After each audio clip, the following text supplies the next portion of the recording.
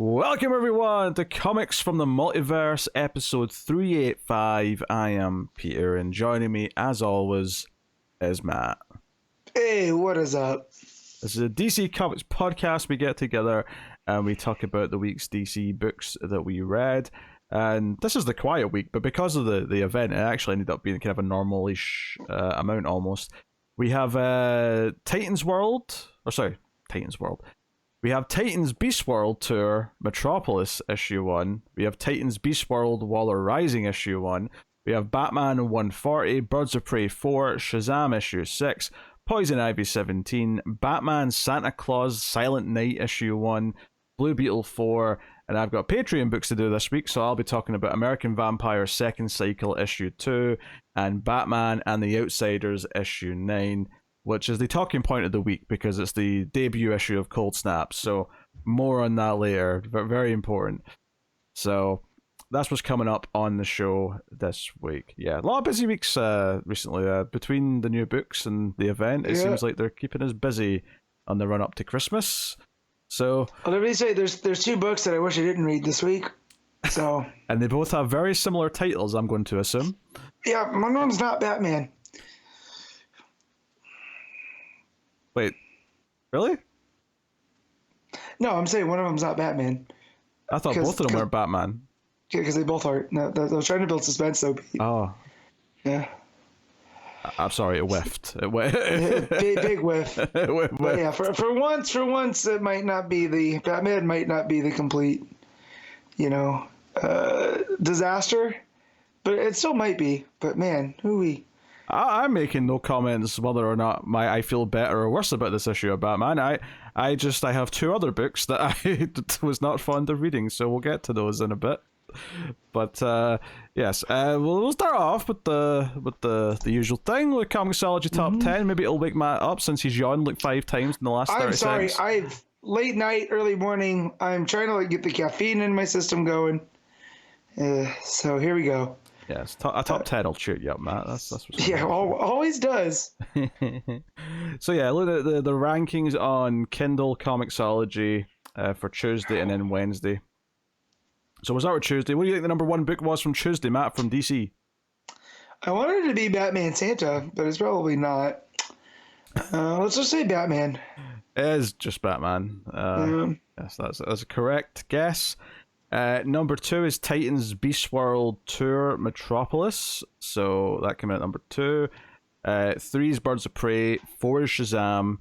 5 is Titans Beast World Waller Rising. 6 is Silent Night, the Batman Santa book. 7 is Superman 78. 8 is Fire and Ice. 9 is Poison Ivy. 10 is Blue Beetle. And that actually seems to be most of the DC single issues, unless we're including, of course, Scooby-Doo, Where Are You, which is technically DC. But, I mean, obviously, Beast World did very well last week. It makes sense the tie-ins might do all right the following. But it is nice to see Birds of Prey and Shazam doing reasonably well. Not that I'd expect they'd go. There's not really much they could go under because I don't expect them to drop below Fire and Ice. But no, it is what it is. So yeah, pretty straightforward top 10 in this case. And then if we look at Wednesday, apparently there was a lot of trades and shit out that day. Right, where's the start of Wednesday? There it is. All right, what do you think the number 1 book was from Wednesday? I'm looking. I'm gonna guess X-Men 29. I mean, that's correct. I was about to chastise you for using the same cheating hack every time, but I can't really argue when it got results. So, yeah, X-Men 29 is number 1. Number 2 is not a Marvel book. Number 2 is Transformers 3 by Daniel Warren Johnson and Mike Spicer. So, shoot, how come I'm not reading that? That is a great question. I don't know. But, I mean... there's usually at least 3 Transformers books going. Do you usually read them, or is it just because of the writer? No, because of Daniel Warren Johnson and Mike Spicer. So that was the team that was behind Do a Powerbomb. Ah, I see. I wonder if Optimus Prime's jobbing people out. Is he? No? He's always going over, brother. I'm trying to think of a wrestling pun that mixes with Transformers, and nothing is springing to mind. Diesel was right there. Yeah, I suppose, yeah. You know. Yeah, even that's borderline, though. I don't... Yeah. Do the Transformers need fuel like a regular vehicle? I don't think so. I don't know, because you feel like it would be their blood, right? Yeah, I suppose. I believe it's Energon, though, if I remember the lore right. I know it's been a while. Number 3 is Invincible Iron Man. 4 is Amazing Spider-Man. 5 is Avengers. 6 is Alpha Flight, final issue of that miniseries. Number 7 is Daredevil 4. Number 8 is Thunderbolts, start of a new miniseries by Colin Kelly and Jackson Lansing. Number 9 is Sentry issue 1, again, start of a miniseries. And then number 10 is Fantastic Four 14. So that's your top 10 from Wednesday. So no Star Wars, right? Unless I missed it. Not in the top 10. Number 11 is a Star Wars book. Oh, yeah. That's just vanilla Star Wars.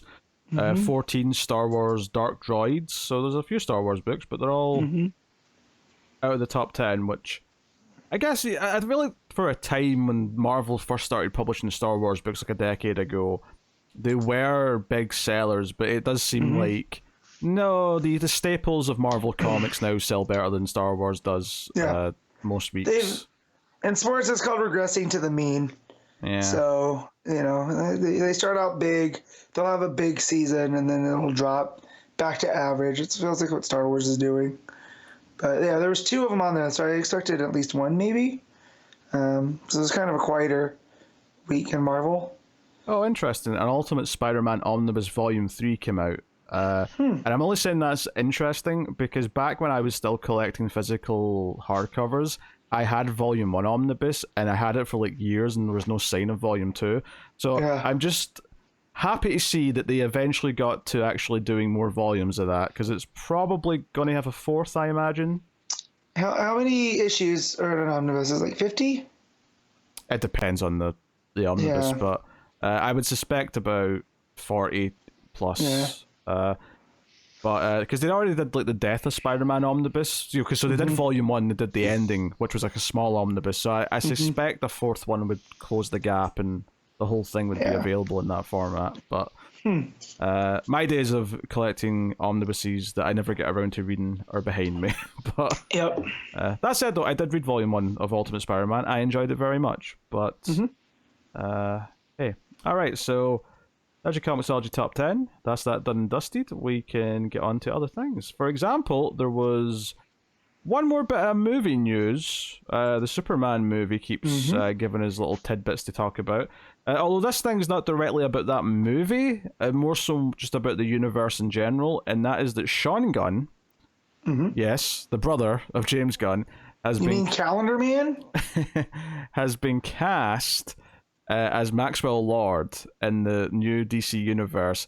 Deadline's article saying that he's not expected to appear in Superman Legacy, but he will be referenced, and then he will be in some of the other movies or shows afterwards. I mean, I guess it's someone he knows will keep showing up, because it's his brother. Yeah, and that's interesting, because I can see Sean Gunn playing like a goofy Max Lord. I don't know if he has the dark, but then again, I don't think we need telekinetic, mastermind Max Lord right away. To be honest, like even the one in Wonder Woman 84, like they got an actor who could do the menacing version of Maxwell Lord, but he was still played really goofy. So it is almost a shame that we maybe aren't going that route, unless they're. I mean, Sean Gunn, maybe he wants to prove himself in a different type of role. Yeah. It's entirely possible he wants to go more serious with it, but I haven't seen too much other stuff he's been in outside of Guardians when he's Kraglin, with the Ravagers. So, and he was Calendar Man in the Suicide Squad. So, yeah, interesting. I did see some rumors about a Jor-El casting that got me very excited. Oh, what was the rumor? That they're approaching Kurt Russell to be Jor-El. So I don't know if that would be in flashbacks. I don't know if that would be the Fortress. But I don't know if my marriage will survive Kurt Russell in a Superman movie. So, Why does she not like Kurt Russell? That's the story. She likes Kurt Russell perfectly fine, but anytime I've asked her if she wants to watch, say, Big Trouble in Little China or The Thing or literally anything with Kurt Russell in it, and she'll say no, and then I'll go, why do you hate Kurt Russell? And now it's become she doesn't hate Kurt Russell, she just doesn't want to watch it.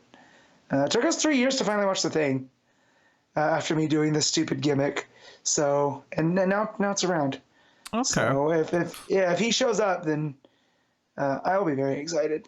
I do love Kurt Russell though. Like he's a high point in Sky High, where he's essentially playing a Superman-esque character. So him playing Jor-El, I think he could do it. Oh yeah, I would see why he couldn't do it. It's I guess the link there is that Gunn worked with him before in one of the Marvel movies, so he has his number. I assume. Yeah. Well, and I'm sure too, if it is Jor-El, it's not like it's not Pa Kent where you would assume they're in the movie a lot.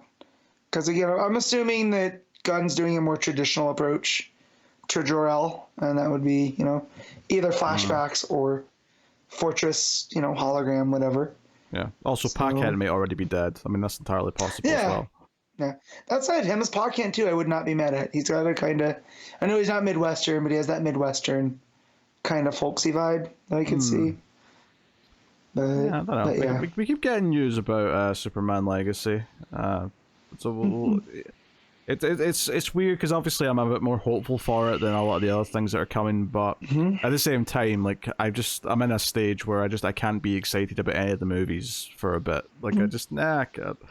Maybe if a trailer comes out and excites me, that's cool. But for now, I'm just taking it in and I don't have much to say or rave about, I guess. Until they cast someone really stupid in a role or something. Yeah. So far we have our Superman, our Lois, our Lex, our Jimmy. Now seemingly we have Max Lord. Has there been any other roles? Am I forgetting any? There might. I don't know if there's other roles been cast. There might be, but there was definitely some stuff because Guy Gardner's going to be in it, if I remember correctly. That's right. And there's a couple other like random heroes that are going to be cameoing, or I mean, I don't know if it's a cameo or an extended role. Yeah. Given it's a Superman movie, I expect it's a cameo. But given that it's Max Lord and Guy Gardner, I'm wondering if there's going to be a Justice League International vibe to this. That's possible. Possible. We shall see. But that's pretty much it. That's the news. I guess everything's just kind of quiet just now because we're building up to Christmas. I feel like we've went several weeks now without any actual comic book news. I don't think there's been anything since the last solicits to even to speculate over. So oh well, there you go. Which we've not talked about what our timetable is for the Christmas season yet, but have no fears, folks. If there is a delay of an episode, like there sometimes is at Christmas, like the week's books will get done, and the annual episode will be somewhere not too far behind. But we've yet to sit down and map out what those days are, especially if we're going to try and squeeze Connor onto the annual episode at the very least. But he I think he's going to be on next week. I think he said he was free next week, but we'll see. If there's a wild Connor here when we turn on the podcast next week, I'm sure you'll quickly notice. If he's gonna be here, I can't make it. That's not true. I do miss Connor, and because of the schedule he's keeping, I don't run into him online like I used to. So I do kind of miss him, just a little bit. Don't tell him though. You guys please don't. Can't have him having self-esteem. Oh no self-esteem for Connor. That's foolish. You guys think we're being cruel, but the last time he got self-esteem, it almost caused the end. Like we just can't. He's like a mythological being. Last time he got self-esteem, a fateful dog lunged out to correct the course of destiny yet again. Yes. So funny. So we actually have a lot of books to talk about, so I think we'll just get into things. So we'll kick off with Titans Beast World Tour Metropolis issue 1. Various creators. We'll talk about who's on what story, because there's 3 stories in this as we go through it. And the last time we had some kind of event, it was the Lazarus Reign stuff, right? That was or Lazarus Rising was the name of it. No, it was the Nightmare stuff with Insomnia. Yeah, there was that, but like because Night Terrors kind of took a break, right? It wasn't like this, where I feel like these are where we're going to get a lot of the Beast World stuff that's not Titans and Nightwing. Oh, sure, and the main story. No, but the reason why I'm bringing that up, though, is because I was absolutely... How do I swear? I was absolutely miserable reading all of those Night Terrors tie-in books. I didn't even like the main story of Night Terrors, ultimately, after a couple issues. But the tie-ins it was painful getting through them. And I think, by contrast, I really liked Beast World issue 1. I thought it's one of the best event issue 1s we've had in a long time. I was super into it. I'm looking forward to issue 2. I'm looking forward to the next Titans issue. This tie-in issue was a chore. It was pointless. I cannot fathom why anyone should want to read it. I have little recommendation to give. I have one. We get a fun Bibbo story.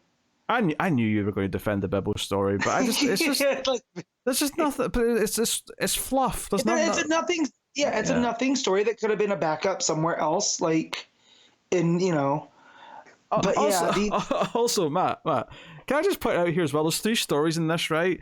The first one at one point has an editor's note that says this takes place after Titans Beast World issue 2, and I thought to myself, that's strange, but okay. Then I got to the second story. There's an editor's note. This takes place after Titans Beast World issue 3. 3? 3, motherfucker? What? There's a swear. Swear jar. And then the third story also says after issue 2. So I'm like, we're getting this tie-in after issue 1, and all 3 stories take place after at least issue 2, and one of them takes place after 3. Like... This is nonsense. Why do it this way? Not that it seems to matter, because nothing in the story. Because I was worried it was going to spoil something, and it didn't. I don't think. No. But although it just why not wait until after those to drop this? Why now? Oh, because I could get Waller. The Waller one can happen. Like we'll talk about that one when we get there. That's almost like a side quest to Beast World. This though, because it's characters and the spores but also none of the spores, there's no consistency with how they react to people from story to story. So that was weird. Yeah. You think editorial would try to line them up to, hey, this is what's going on in the main story. Let's try to keep it into that. This feels so tacked on to what's actually happening in the main story. It's just an excuse to sell some extra one-shots with stories that have nothing of merit. They don't even feel like they're following the actual rules that the main story set up. So the first story, called Primal Pain, is by Nicole Maines and Steve Orlando. Now, Steve Orlando is a writer that I have a history of not liking very much. So that put me in a bit of a funk as soon as I saw the name. Yeah. And Nicole Maines being there means we're getting Dreamer. Yeah, that's all that means. It means we're getting a Dreamer, which is fine. I don't necessarily mind Dreamer, but so the one thing I do mind about Dreamer is how do their powers work? There's no clarity, and I feel like I've read every Dreamer appearance because of reading these tie-ins. And that episode, this story was so confusing with the stuff that was going on. Like, at a certain point, I went into autopilot. Here's the thing. I actually don't mind the premise of how this starts, right? The whole idea being is that ever since Lazarus Reign fell on her, her powers have been acting weird, where she doesn't have to actually go to sleep to get dreams anymore. She's just seeing visions of the future, sometimes just seconds before they happen. And that sort of is set up with her. She's having coffee with a friend, and that's all like being set up. And then there's fires around the city, but they're not really there. So Dreamer suits up and he's like, okay, I have to stop. I have to protect this neighborhood before all the fires start. And that's the story of the thing. But from there, it did start to get a little bit, I don't know, just kind of wonky, like keeping track of when we were seeing something that was in the future and something that's happening right now. Because once John shows up and Dreamer's saying, hey, John, this is going to happen, we need to evacuate. From there, it kind of became a bit of a bit of a jumble. And honestly, at this point, I was thinking, what does this have to do with Beast World? That was my thought, like halfway through the story. And then it does tie in loosely because Livewire shows up in an animal form, and I'm like, okay, all right, so there's someone who's been infected with a Beast Boy starfish. Okay, there you go, or spores. They keep saying, yeah. So, yeah, we get them fighting Monster Livewire, which is fine. There's several pages of action. I found the art to be a little on the messy side, particularly with the layouts. I didn't think the layouts flowed very well. And it all just kind of builds up to the cliffhanger, which is Amanda Waller seeing Dreamer on like social media and going, aha, found you. And I was like, okay. Yeah, cool. Okay. Yeah, I liked Fico Ocio when he was doing Hawkman. That art, it was very good. It matched the kind of epicness of that run that Vanity did. Here, though, it just, like you said, it was jumbled, and the layouts were kind of messy and very chaotic, and not in a good way. Not like it was meant to make us feel like, caught up in all this action and kind of lost. And it made it for a hard read. That's right. At a certain point, I went to autopilot and just started kind of skimming. I get that, yeah. It's not the only art I'll be complaining about this week, actually, but it's the first one that I'm complaining about. Yep. It says at the end, Dreamer will return against Amanda Waller in Action Comics 1060, and I'm like, are you threatening me, comic book? Because this sounds like a threat. Yeah. Again, I don't mind Dreamer. I just, when Dreamer starts going through the dream world stuff, like, I just want some clarity, because I could see why Waller would see a benefit in Dreamer, right? You have kind of a precog at this point. I don't mind Dreamer as a concept, but all of the stories we've had of Dreamer recently, these little backups or tie-in issues or whatever they've been, haven't really done that much for me. They've just been fine. With this one specifically, though, like the fact that they're teasing a continuation of this in some form, that's not even related to Beast World, it's just something that's coming in a backup later down the line. I'm like, well, I know what backup I'm not reading. Well, we'll get to that in the third story too, because I felt like the first one and the third one both have kind of tacked on Beast World elements, but they're just meant to serve whatever's coming next.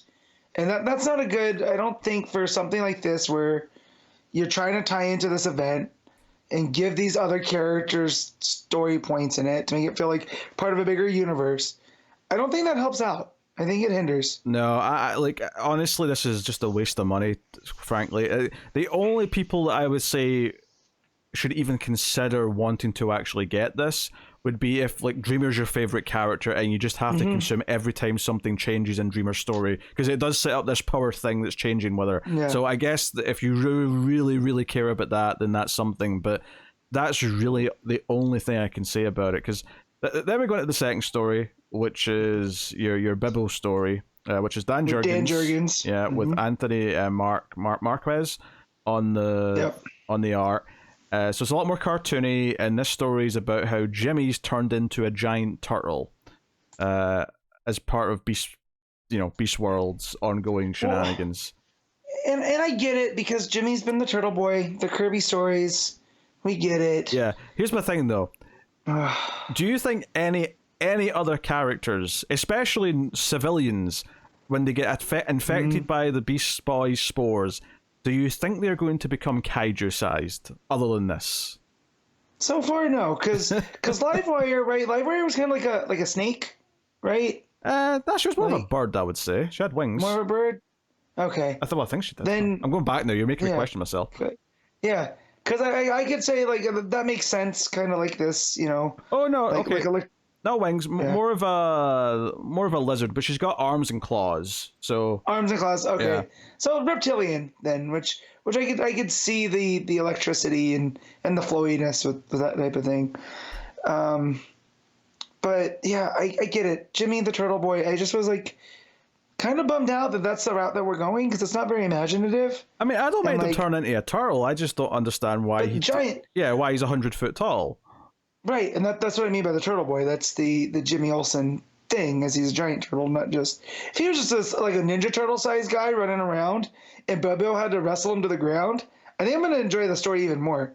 And I like kaiju stuff, but it's just street level would have been fine. Yeah, it feels like, oh, this is a cute story we thought as a backup for one of these tie-ins, but that's all it is. It's just a cute backup. I don't really find as much here to really enjoy. And I feel like you probably got a kick out of the scientist showing up with the Newsboy Legion's hover car. Yeah, so it was Dr. Emil Hamilton and stuff. So, like, again, it's Jurgens doing his Superman stuff. We all know Jurgens has an affection for Superman, and you can feel it throughout. And it did feel like this is tied to Beast World more than the first story, just because of Jimmy as the turtle. But again, this just could have been. It could have not been a spore. It could have been Darkseid or some apocalyptic thing that turned Jimmy, and the story still would have worked. You still have Dr. Hamilton coming with the Newsboy car that looks like the Fantastic Four car. You still have Bibbo, trying to, maintain, his respect for Superman through the city. The only thing that would change is that Power Girl shows up at one point and she's like a griffin or something. Yeah, something like a firebird, like a flame bird, which is weird because that's not really her gimmick, but all right, I'm not going to complain. I don't know. It just, like, if this had been a backup in a regular book, I probably wouldn't have read it. I'd have taken one look at the first page and went, nah, I'm good. But because like this is a tie-in and the whole point is to read the tie-ins, I just kind of felt like I had to. And I'm like, I'm not into this at all. I will say this. When we get to the third story, I did enjoy the art in the third story. The art does take a big leap up. Edwin Salmon, or no, Gammon, not Salmon. Gelman. Salmon. But yeah, and this is let me read in here. So it's Joshua Williamson's writing along with Zipporah Smith. The font was quite small. I had to lead in like an old man. Because it's a 2-page spread, so the text is really shrunk down on this window. But this is Lois sort of manning the fort at the Fortress of Solitude, talking to Superman and Kalex and getting a lay of the land, and a bunch of monster people, or animal people, maybe a better way of putting it, are outside the fortress and are coming. So Lois and Kalex have to sort of stand guard. Superman zooms in, and I enjoyed this the most out of the 3 stories, probably just because of the art. The only thing really of consequence that happens is that a bunch of the starfish go for Superman, a bunch of the Beast Boy starfish, and he's able to fight them off, but Lois is like, hey, that's really dangerous, even putting yourself in that position. If they take you over, then that's kind of a big problem. But as you said, this is really just like it's almost inconsequential that the Beast World stuff's happening, because all it's really about is the fact that something deterred these starfish, right? Like, he's like, hey, that's weird. They just kind of gave up or whatever. And we find out in the last page that it's because Brainiac had put some sort of little device on him, a little chip or something. Like a nano type thing. And he doesn't want Superman to be taken over because he's got plans for Superman in his Action Comics story next year. And that's all it is. So okay. Yeah. Just the logic of the story too is the Fortress of Solitude is meant to be near the Arctic Circle, right? And that's pretty remote. That's why it's there. It's the Fortress of Solitude. Where the hell did all these people come from? And I know you could say beast creatures, right? But that's covering a lot of ground, And this is after issue 2, huh? It does say after issue 2, so maybe there's more context for this that we don't know yet. Maybe there's more context to stuff there. But I was going to say, there's not a lot of people storming the Fortress of Solitude. That was my one. But yeah, the art was pretty good. They all turned into fish creatures so they could swim. That's fine. That's the only thing. Or they're birds and they flew there. Or because birds, it is they're drawn to Superman and the fortress, because the fortress has this energy component to it, right? But yeah, and then Brainiac shows up in the zap of that, and because I got concerned when I saw the Brainiac stuff, the 3 dots on Clark's head, and I was like, that's interesting. What's that about? And then it almost zaps like a like an internal, you know, like when Batman, when someone tries to go for his mask, Yeah, yeah. right, and he's knocked out, and it electrifies him. That's like what it does to these spores. And I thought, okay, that was interesting. That's and then you see Brainiac looking. Yeah, so I think the problem is though is that you can boil this all down to that's the only thing that's important in the whole story is that Brainiac chipped him with something to protect him because Brainiac's got plans. So here's a teaser for the Joshua Williamson Superman action crossover that's coming in spring. I'm like, okay, that's fine, but it just kind of feels a bit hollow. Yeah. So for sure, that's a shame. You know, so some Lois stuff are reacting to the Beast and to Superman, which I do like her having to remind him like, hey, if you go down, that's another piece that we have to fight. Yeah. So. Yeah, I mean, I enjoyed the art. I mean, that's I can say that for it, at least. Yeah. There's some pretty visuals in there. Yeah, I guess that's it. I suppose maybe I will say Lois looks slightly Asian in this art. It's the only critique I can maybe give it. Let me look.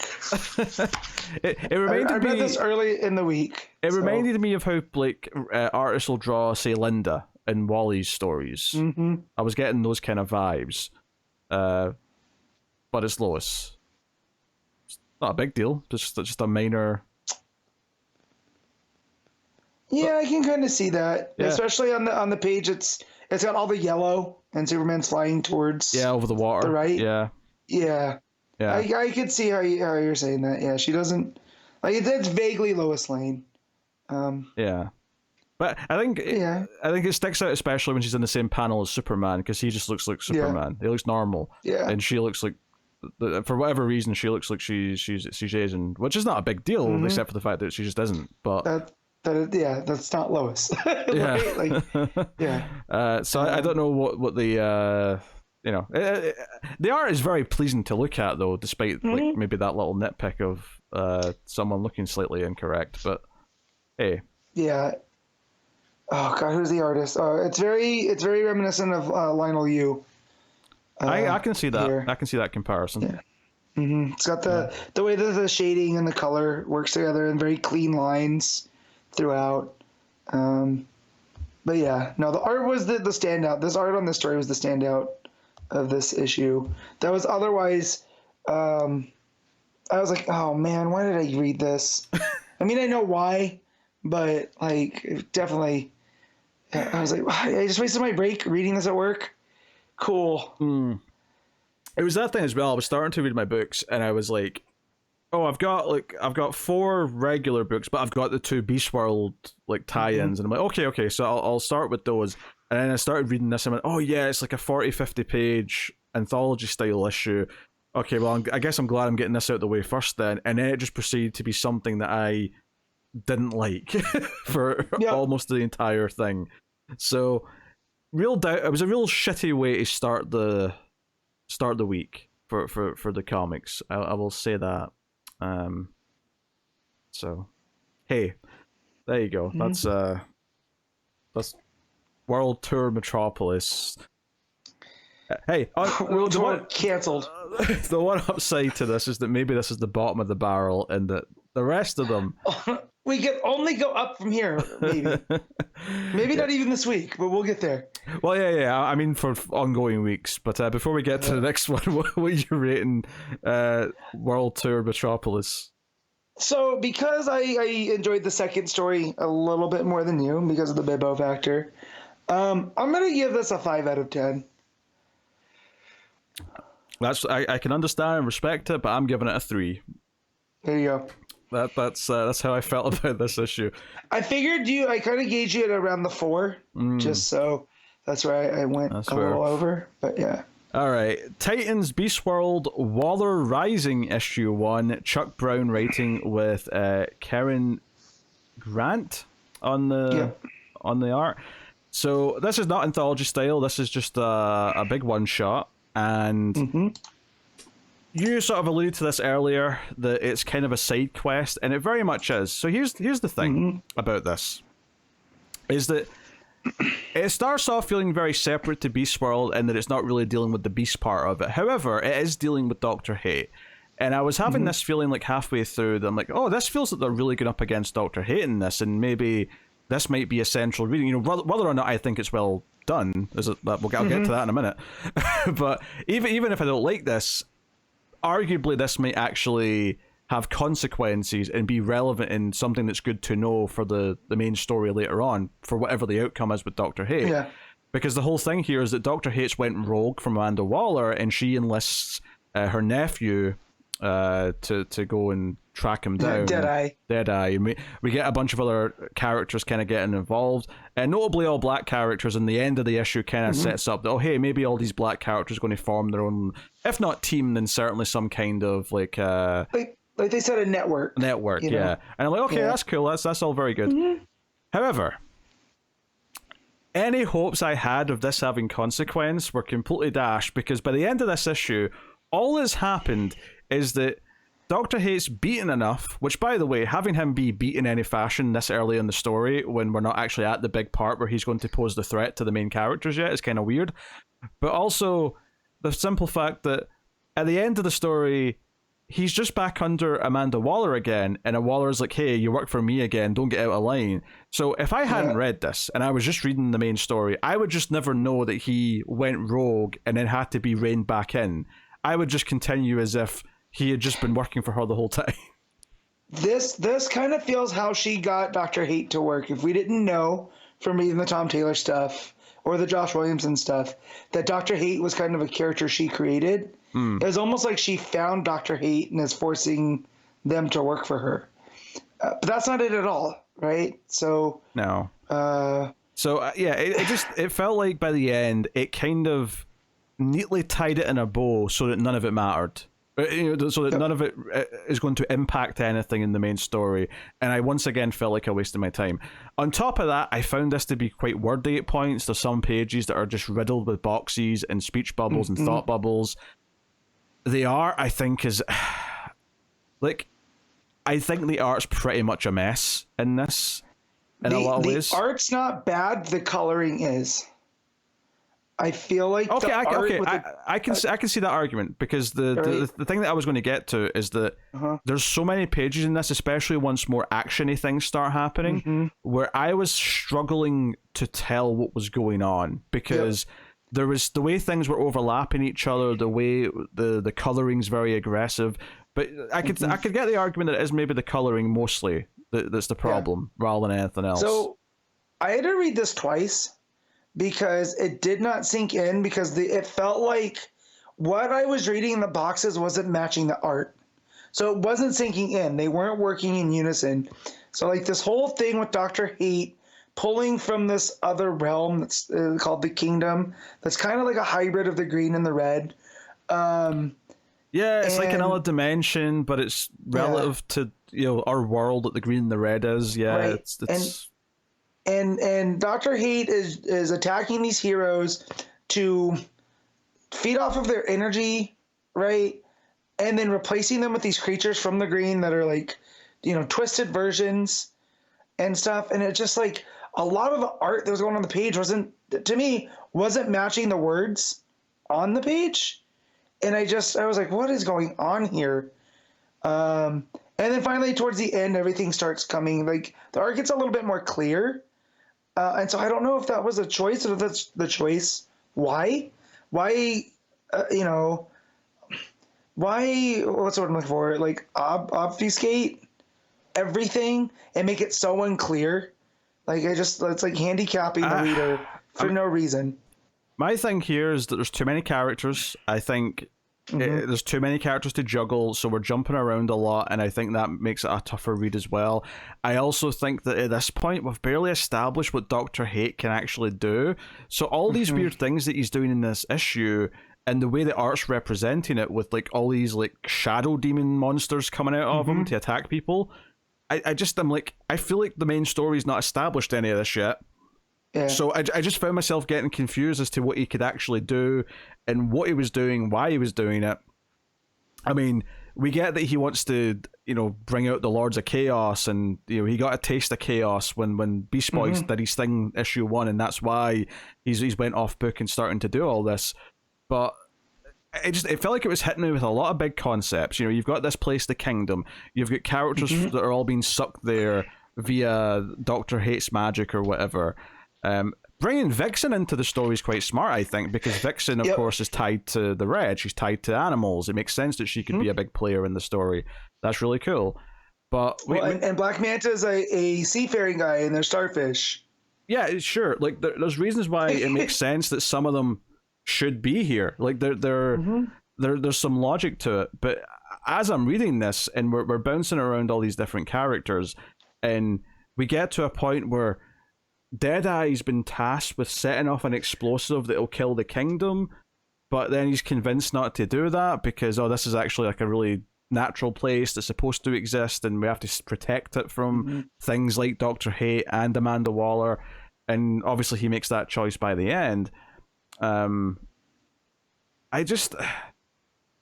felt like this issue threw a lot of big, heavy concept things at me, and didn't do an amazing job actually making it like digestible as the story plays out. You know, like I was having to stop and just think about what it was saying to me constantly, just to keep my finger on the pulse of what the actual progression of the story was. I felt like I was actively having to work the whole time just to sort of keep it in my head. Okay, this is what's happening here. These are these characters, and they're jumping over there, and now they're all working together here, and they're going to fight Dr. Hate. And honestly, one of the big problems with the art, which I don't think is a coloring issue, is that I found that Dr. Hate's helmet was so inconsistently drawn that towards the end of the issue, when he's lying on the table with Amanda Waller, like I got from context this is obviously Dr. Hate, but I didn't recognize him visually. I didn't think it was him lying on the table. The helmet at this point just looks like a generic blob of metal. Like I'm not seeing like an evil version of Dr. Fate's helmet here. So yeah, I just it's barely there. Like you can kind of see the eye stuff, but yeah, no, I get what you're saying. Yeah, it's just the shadows they're too heavy. I had a very unpleasant time reading this. I thought this was much like the other one. I mean, I appreciated that at least was one big story that had a beginning, middle, and end, but it still felt pointless by the end, and I still found it a chore to get through because the art made it hard to follow what was going on, because the dialogue and narration was overly wordy at times. I just didn't enjoy the craft of it all that much. So I'm going back and looking now, and if like the page that's after Black Manta gets attacked by one of the spores, and he's growing up huge. And you go to the next page that has Vixen, and it looks like Deadeye, and it's just a mess of stuff on the page.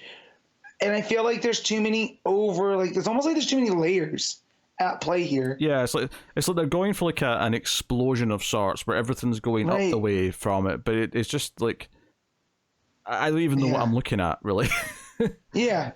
And so it was, the idea of this that I do like that it introduced this idea of the kingdom, which is kind of like a nexus of the different what were those called, parliaments, which is a great concept in and of itself. And but I don't understand why destroying that would bring about the Lords of Chaos to Earth. That's just one thing that was another unclear.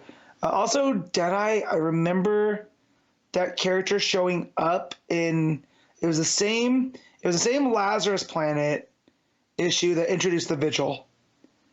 But it did not sink in because I couldn't remember where I'd heard this character before. So being reminded here, and I just feel like the psychic powers at play here are a little bit too amorphous,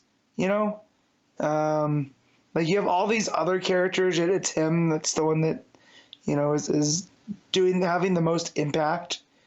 A little bit weird. Yeah, I'm just looking at how they actually take down Dr. Hate here as well. Basically, someone Black Manta presumably throws a trident at him. That's it. I'm like, I don't know. I feel like you're kind of making me think this character's lamer than I should be thinking right now, going into the rest of the main story. And what does the Nightmare Stone have to do with Dr. Hate doing all this? That was supposed to be a big deal, right? I don't remember. Yeah, because the Nightmare Stone was the tag, the epilogue. Waller gets her hands on it, and then that's where Dr. Hate is made. Okay. Don't, but this just seems like it's an evil helm of Naboo. But yeah, I don't know. It definitely makes him look like a chump, because I forgot about the trident part, because there's so much going on. Okay, because I was looking for like what takes him down, and I was like, this is all just like ripping the big starfish thing off of Black Manta. Like, where is it? And it's like several pages back, and they're all just sort of towering victorious over him with it, and he's got a trident sticking in his head, and I'm like, they just whipped him, basically. Yeah. So, I mean, honestly, I think I'm probably going to want to just mostly forget this when I'm reading the rest of the main story, because I don't imagine it's going to help my enjoyment of it or the threat of that character. So I don't know. Super frustrating. I thought this was. I just didn't think it was a well constructed comic book. I think the concepts were fine enough. Like what I was getting from them when I could understand what was going on seemed interesting. Yeah. I just didn't enjoy reading it. I just thought it was a chore to actually go page to page and to pay attention to what the conversation was bouncing around. So yeah, I also like the inclusion of the African Batwing, the David's what's his name, Zavibe.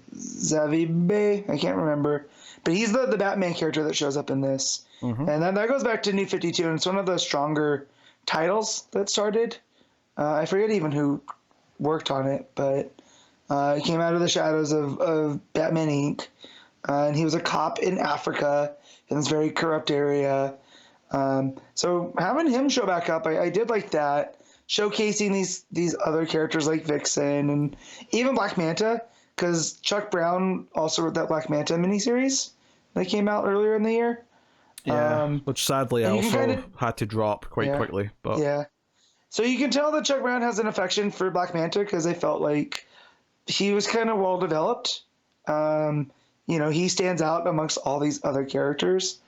But yeah, this was also why was Val Zod and Red Tornado introduced? That was the other thing. I forgot that we end up in the Phantom Zone at one point. Yeah, they get pulled. Well, not they. I should say Val gets pulled out of the Phantom Zone because Dr. Hate wants them, and they were left in there from the Superman, John miniseries that we had a little while ago.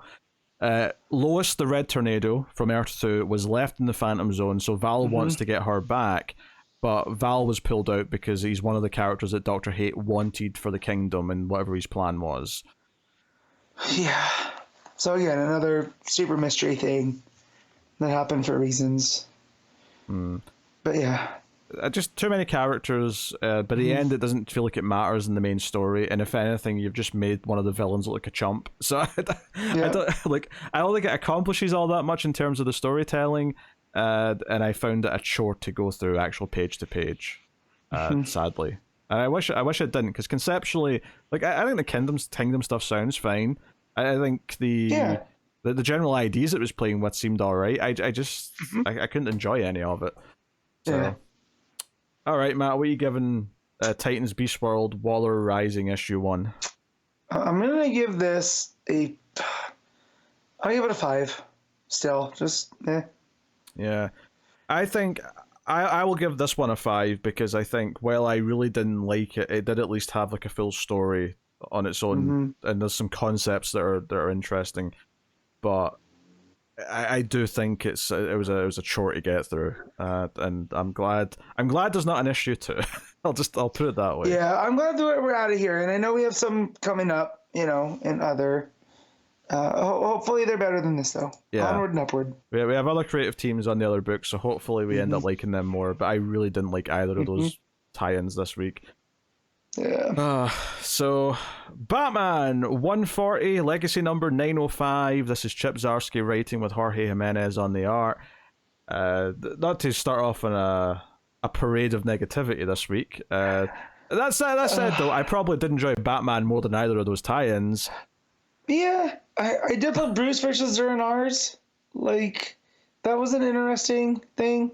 I feel like this is a backdoor sequel to The Knight, but it's not good in any of the ways that The Knight was good.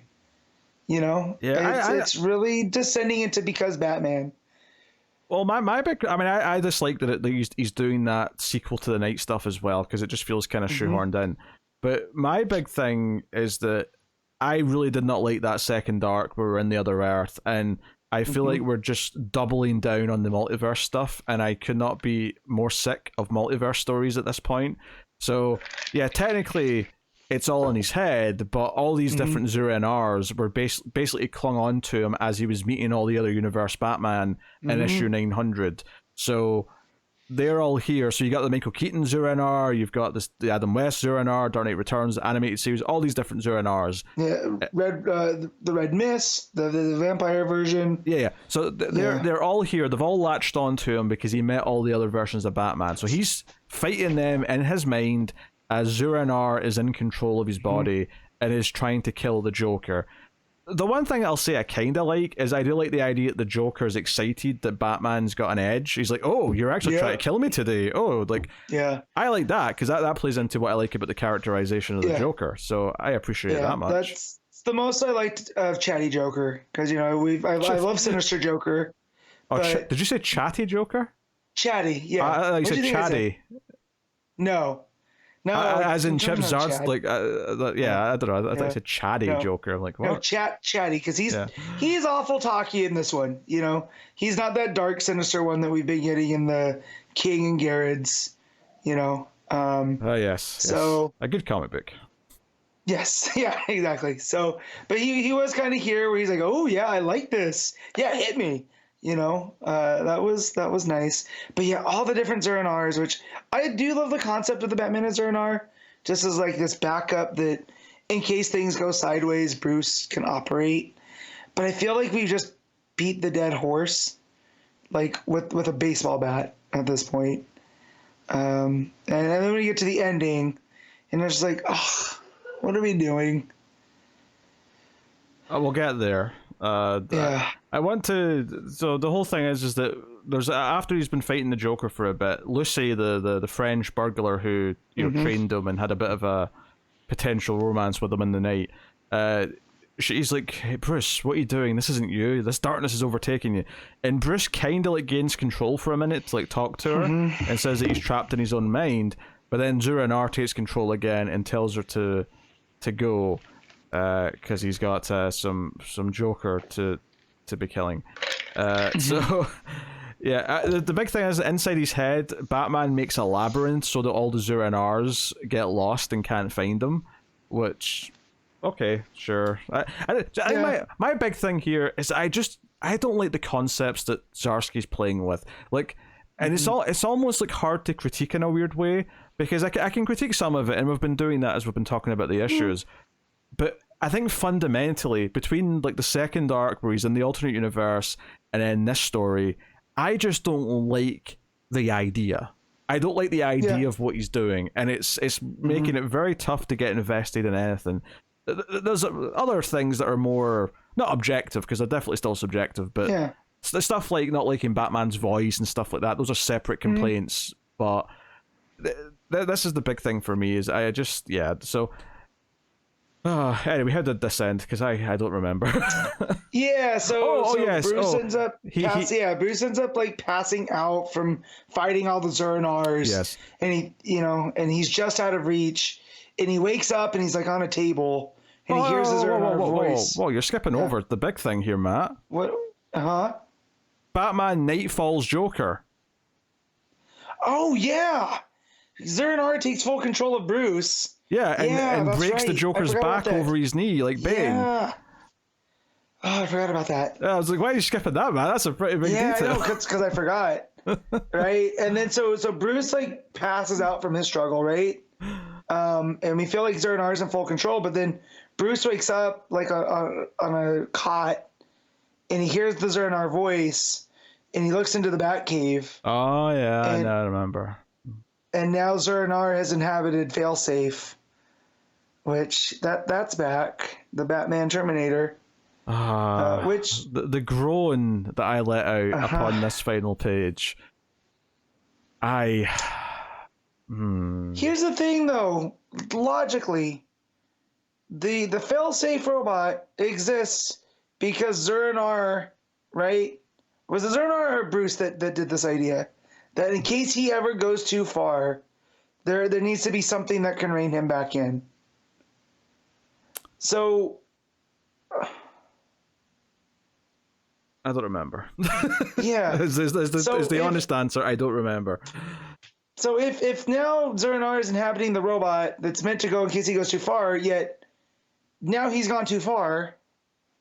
I don't know. It feels like a hat on a hat. They seem very counterproductive. No, clearly this was not the intended thing that Failsafe was going to do. Zuranar taking over Failsafe is very much like a new idea that Zuranar's had. Mm-hmm. Why Zuranar, which is just a part of Batman's mind, can leave it and go to a robot is anyone's guess, quite frankly. Yep. That doesn't make much sense to me. Like, it's what I was saying earlier. I said I don't like the idea, right? I don't like the idea of what we're doing with all the Zuranars in his head right now. I didn't like the multiverse stuff. I don't like all that. I enjoyed some of the Failsafe stuff in the first arc because it was basically like a Terminator hunting Batman down, and how does Batman fight a Terminator? That's kind of fun. But once it went beyond that, it started to nosedive pretty hard, and I feel like this latest development is just... It's almost doing exactly what a comic book run should do. It's making it all feel like one part of a big story that he had planned out. Yeah. I just hate the story he's got planned out. Yeah, he's executing what he wants to fairly well. Just you're still not a fan of the story.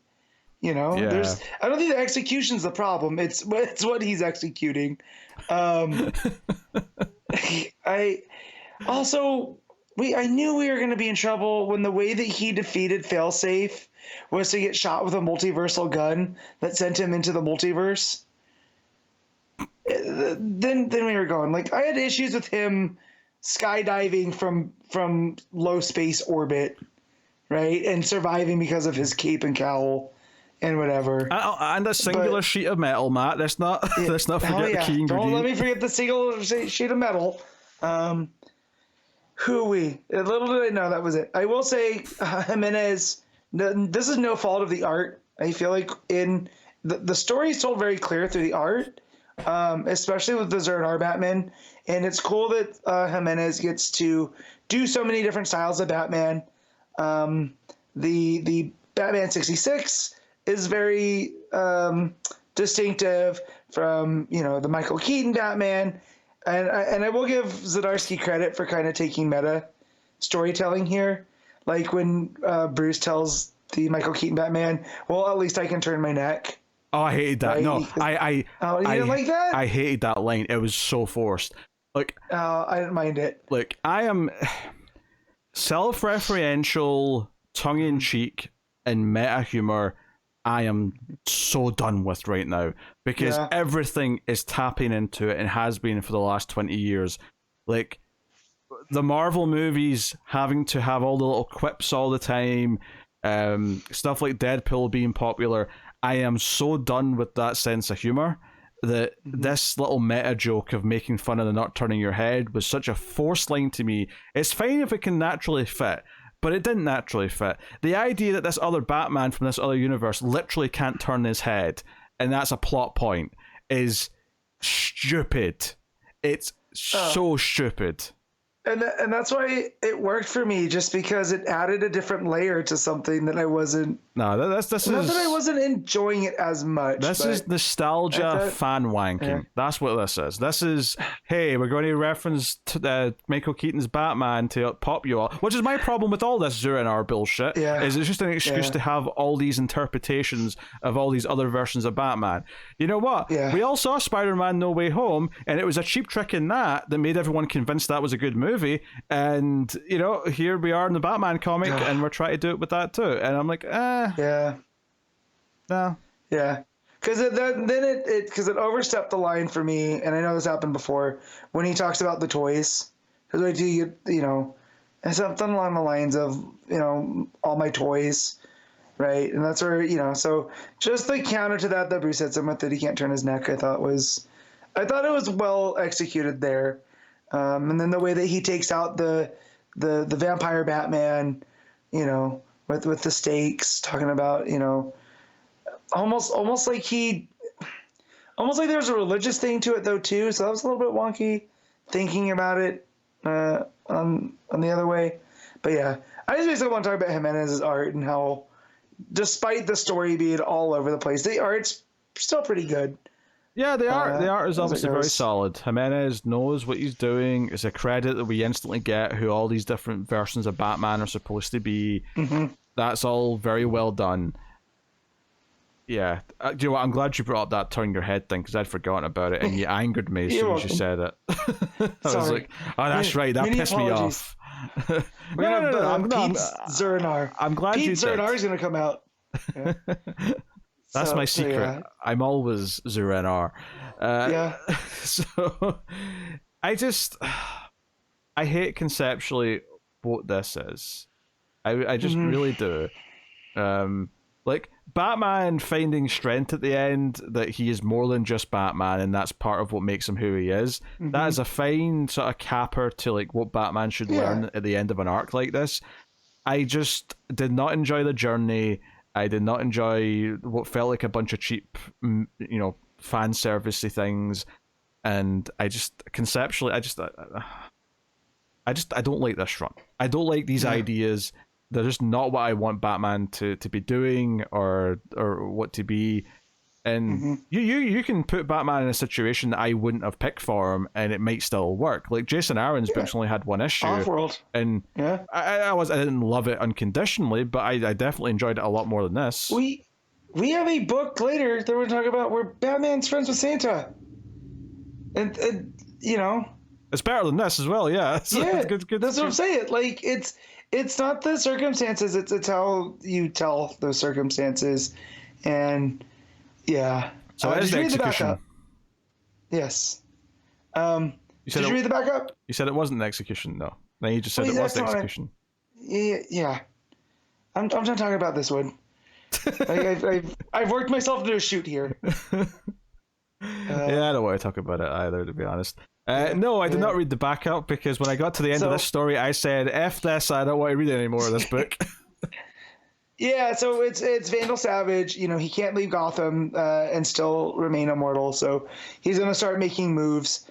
And he ends up with this super rich group of like power players, like power brokers in Gotham. And they all kind of know who he is.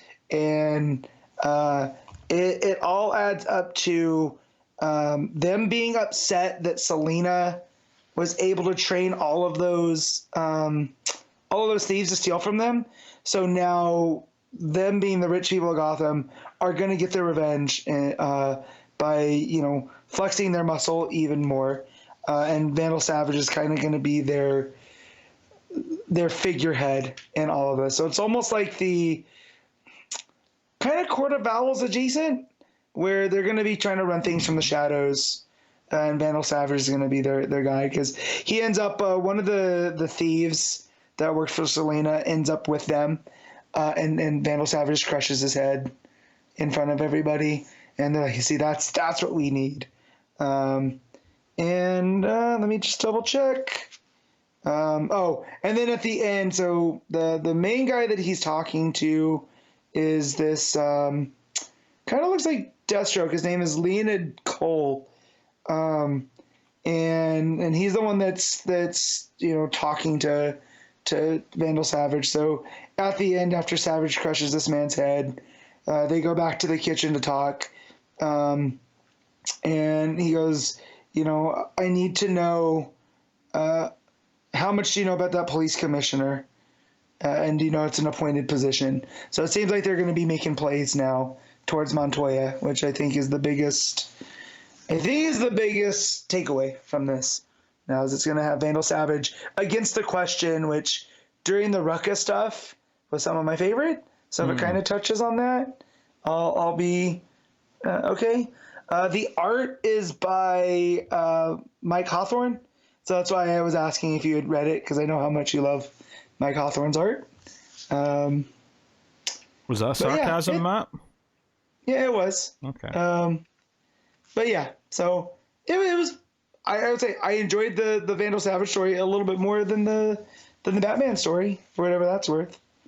So, but yeah. Okay, well, there you go. What are you rating Batman? This is a 6.5, and it's mostly for the Jimenez art. Yeah. I'll probably give it like a 6. Like I know I sound probably more negative than that, but after those other two books, and then all the things I really don't like about this, gave me a bit of a fire, and I regret nothing that was said. But yeah. Also, we didn't even really talk about, is this Joker actually dead? I'm just assuming no, because that feels like a big deal that's been glossed over if he is dead. But just in case they say next issue, oh, that Joker dead, only 2 left. Well, it's a good job we got 3 then. Yeah, let's pull the spare Joker from the back. Okay. Birds of Prey, issue 4, Legacy 202, Kelly Thompson with Leonardo Romero on the art. A good book to talk about, Matt. This is such a novelty. Finally. When I finally got to... So, Birds of Prey, this is a book that I get physically. So I try to read the digital stuff early, right? The stuff that I'm getting digitally first. So that was Titans Beast World this week. So it was a tough early part of my week. Come Wednesday, I get Birds of Prey, and I open it up, and I get greeted by Leonardo Romero art and Kelly Thompson story, words and dialogue. And it just felt like a warm hug from a familiar person. And yeah. Yeah, I'd almost forgotten what good sequencing was by the time I got to this book. So yeah, this was delayed. Obviously, they're in the middle of the fight and all the Amazons. They've been trying to get sent off Themyscira, and the alarms have started to sound. Diana's arrived.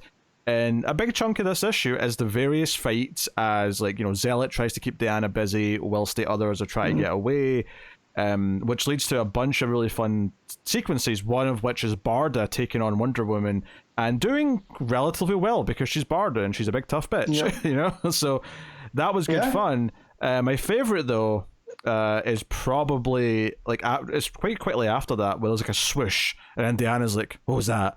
And it's Cass, Batgirl's trying to take on Wonder Woman, and ultimately she's going to lose, and that's fine because Diana's, Wonder Woman. But the fact that she is able to keep her off her guard and trick her and make her look around her shoulder a few times, it's kind of this is fist pump moment. It's yeah, Cass, you got it. Take her down. It was one of these ones where you said that she's not going to defeat her, but Cass is going to leave an impression on Diana. And that whole sequence Romero draws really great. The just Kelly Thompson, you can tell, has this affection for Diana because she draws her out like she's almost like this steamroller. Like, you're not gonna stop her, you're just gotta slow her down. Yet somehow even though I'm rooting for the birds, I'm also rooting for Diana. Because there's so much respect at play here. It never treats Diana like she's the villain. Obviously, she's an antagonist in the context of this story because they have to work against her, but it never feels like she's been treated like, oh, she is to be disliked, right? Yeah, like you say, there's a reverence for her, which fits really nicely with the ongoing Wonder Woman book. That's something that book's been doing great, is this reverence for her every single issue. Yeah, this book even references the Wonder Woman run. One of the Amazons says, hey, the American military's declared war on us, pretty much. I was like, oh, I wasn't expecting that reference, but I appreciate it. Also, when Barda's fighting Wonder Woman, she also does the Nightfall backbreaker to Diana, and so I can't believe that happened twice this week in 2 different comics. Well, and I feel like, not that the one in Batman wasn't effective, this one, though, felt like an emotional, for me as a wrestling fan, it felt like Roddy Strong when he finally could cut loose and hit his, backbreaker, the end of Heartache, for the first time. Nah, you're making a reference that 99% of the audience isn't. That's fine. Getting at all. But it felt triumphant in this one. It was built up to better in terms of its pacing. I will say, thematically, it makes more sense to do it in a Batman comics because it's referencing a Batman thing. However, this was the much better comic, so I enjoyed this one much more. Yeah, but this is definitely paying homage to that, and for what it does is, it still treats Diana as the hero. You know what I mean? Getting and Barda is kind of the Bane-esque, unstoppable force until Diana gets back up, right? Like, so there's this book had so many good things in there just with the fight scenes, because like Zealot with all of the Amazons. Yeah, she stays behind to take on like a bunch of the Amazons, and it cuts back to her at one point, and it's just all these quick panels of her swish, her sword going swish, swish, swish, and like she's taking on an army by herself. And they're not dead because they're all groaning and huffing and puffing on the ground, right. But she wins the fight. I also especially liked when we come back to the Cass fight with Wonder Woman. Cass gets knocked down by Wonder Woman, and I kind of love that Barda is like small bat and like she's pissed. It's like because by this point Barda's been knocked down, right? Barda got hit, her hat or her helmet got thrown off by the punch. Yeah. When she sees Cass go down, it's like she's reinvigorated to go back into the fight, and I'm like, you know what? This is only issue 4, and you've already built up this loving relationship between Barda and Cass, where Barda wants to protect her, even though typically Cass is not someone who needs protecting. No, but this is Wonder Woman. I think that's right. That's why it works, right? Because Barda has that same dynamic with Scott, with her husband. So this is someone that she has, love for in a platonic way with Cass. Is she likes the small bat because small bat is still scary, right? Even though she's small. So yeah, I thought that worked really, really well. Yeah, and that's Kelly Thompson with her dynamics. This is what encourages her to grab the lasso, and Barda has kind of a badass moment here where she says, I don't fear your lasso because Barda only speaks truth, and just walks right up to Wonder Woman, like holding her, they're both holding the lasso, right? They're both not quite having like a struggle of strength or anything, but just kind of they're both gripping onto it. And Diana asks why they're here. Barda kind of tries to fight it for a second, but explains that they're here to save Sin, because her being here will lead to Megara destroying the island and everyone on it. And of course, this is a good plot point because it cuts after this to like all the birds are in the jail cell, including Dinah, who's got like a muzzle on her face, so she can't scream, which I thought was pretty funny. But she can still talk, right? That's what we're getting. It's faded out to imply that it's muffled because she's kind of talking behind something. But so gotcha. Imagine like so it's a little bit like Bane from Dark Knight Rises, I guess. Yeah. Like birds of prey. Yes. We are the baddest bitches on the Themyscira. We shall take down the Wonder Woman. Yes. Dinah, what happened to your accent, Dinah? What are you talking about? I have no accent. Pete just wants to do posh Bane. But yeah, because that was the thing with the art that the and the lettering is that Dinah, there's because the speech bubbles, there's not even really a bubble going towards her. It's almost how like when they do telepathic, almost like how they do telepathic stuff. So not that it was confusing because I got the point of what they were doing, but. She can still communicate, just not loudly. What's important here is that Diana is like, okay, Barda said why they were here with the lasso, so she knows that it's true, or at the very least they believe that it's true. So it's like, okay, Sin's going to stick with me, and I'll protect her, because Diana would obviously want to be sort of kind of at the front of the battle, as it were. But then it's like, okay, but where's this Megara then? Where's this demon goddess that's coming for me? Like, what's happening with that? And they basically go into another room, and Penelope's been the one that's possessed, and there's like all this dark magic energy coming out of her. It's kind of like The Exorcist meets, I don't know, Ghostbusters or something like that. Like it's over the top. And it's like, oh shit, okay, so we've actually got a crisis here. And then there's this great little reveal that they never put Cass in the jail cell. Cass pops her head out from outside the jail cell where the rest of the birds are, and Canary's just like, were you ever even in here? And she's like, no. So Cass lets them all out. I got a good kick out of that. They get out of the jail cell and they see the explosion in the distance where this big Megara fight is happening, and they go running towards it. Diana gets tossed aside by the demon like she's nothing, which obviously is scary to them because, I mean, like you said, the whole issue, and even a lot of last issue, was building up the idea that we can't take on Diana. She's too powerful. So you have the villain toss her aside here at the start of the issue, or the end of the issue. It sells this idea that, okay, this is how scary this villain is. So we get this very almost horror movie, Lovecraftian final page of the big face of Megara looking down at them, and the bird's going into like a fighting stance to try and like take her on. So, and it even says next time into the mouth of madness, which even just adds to. I mean, I wasn't even thinking that when I said Lovecraftian. That just links up with it perfectly. Yeah. So I looked up Megara in Greek mythology. Sure. And she's one of the Furies, which are one of the ancient like female deities. Like they predate Zeus, and they're made from the blood of Uranus. So she specifically represents vengeance.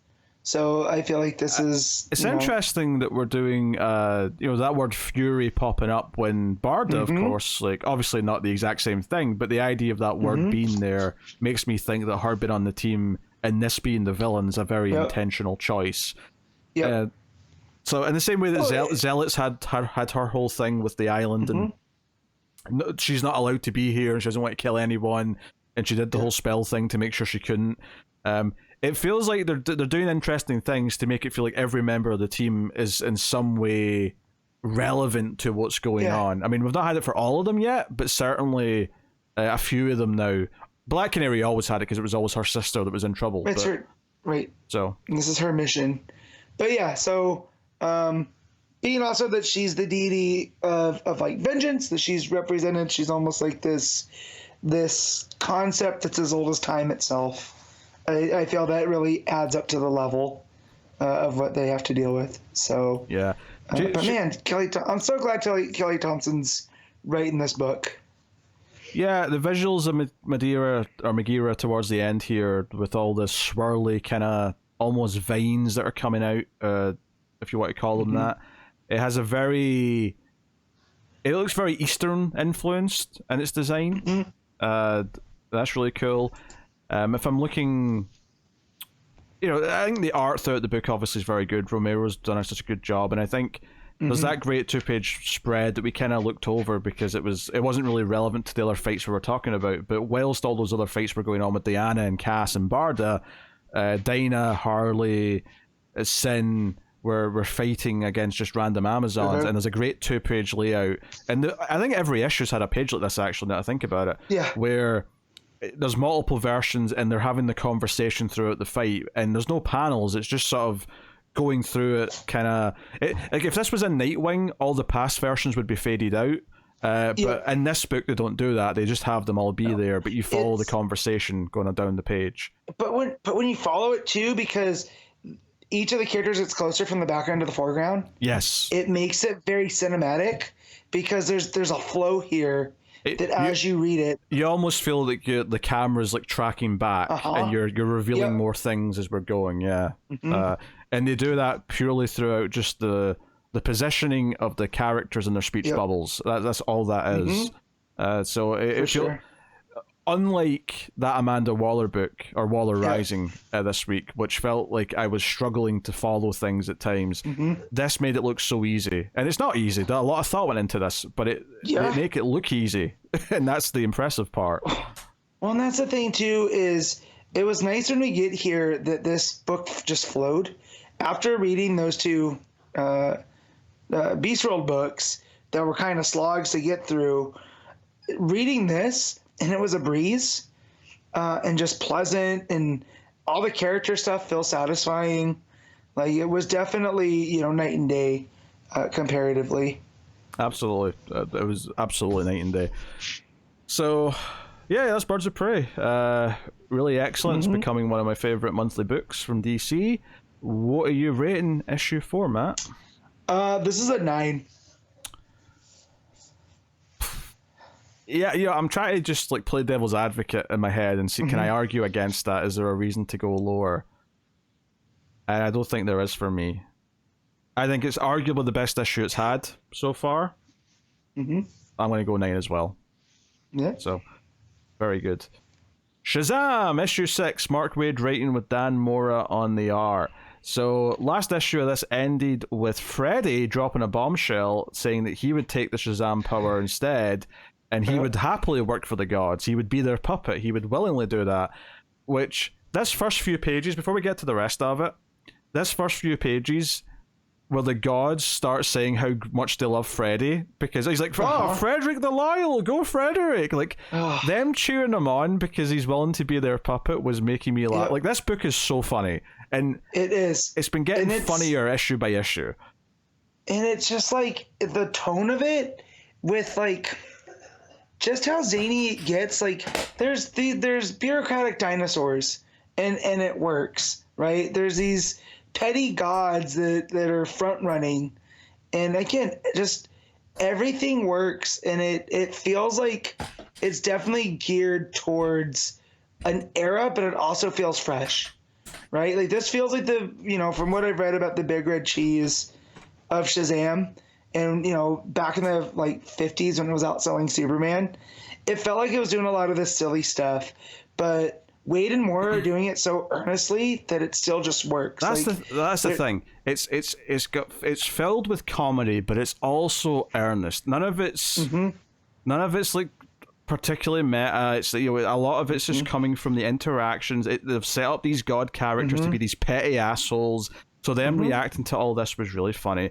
Of course, Freddy is faking it. He starts whispering to Billy, "Oh, this is just a stalling tactic. Just go along with it. Like, push me." So they have a bit of a play fight, then the gods realize they're acting it, so they step in. And that's when the rest of the kids show up, because they've raided the closet at the Rock of Eternity for just various magical items. So they don't have their powers, but they come in with various things that will help them fight, including the T-Rex alien, who's been helping them with or not helping them, but has been trying to get Billy to fill out paperwork. He shows up with a cloak on as well, so that's a whole thing. Hell of a page. They even all give themselves names. We've got Bullet Girl, which is Darla. We got Spy Master, which is the dinosaur, obviously, as the box puts it.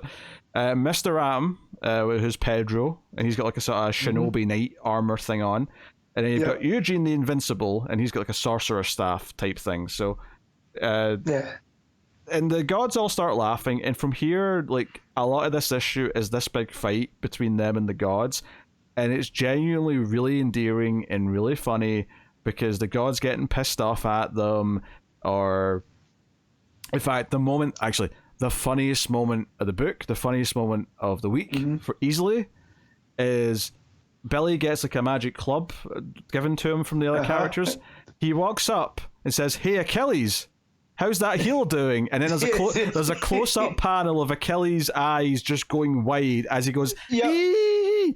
That made me buckle with laughter. That is so funny.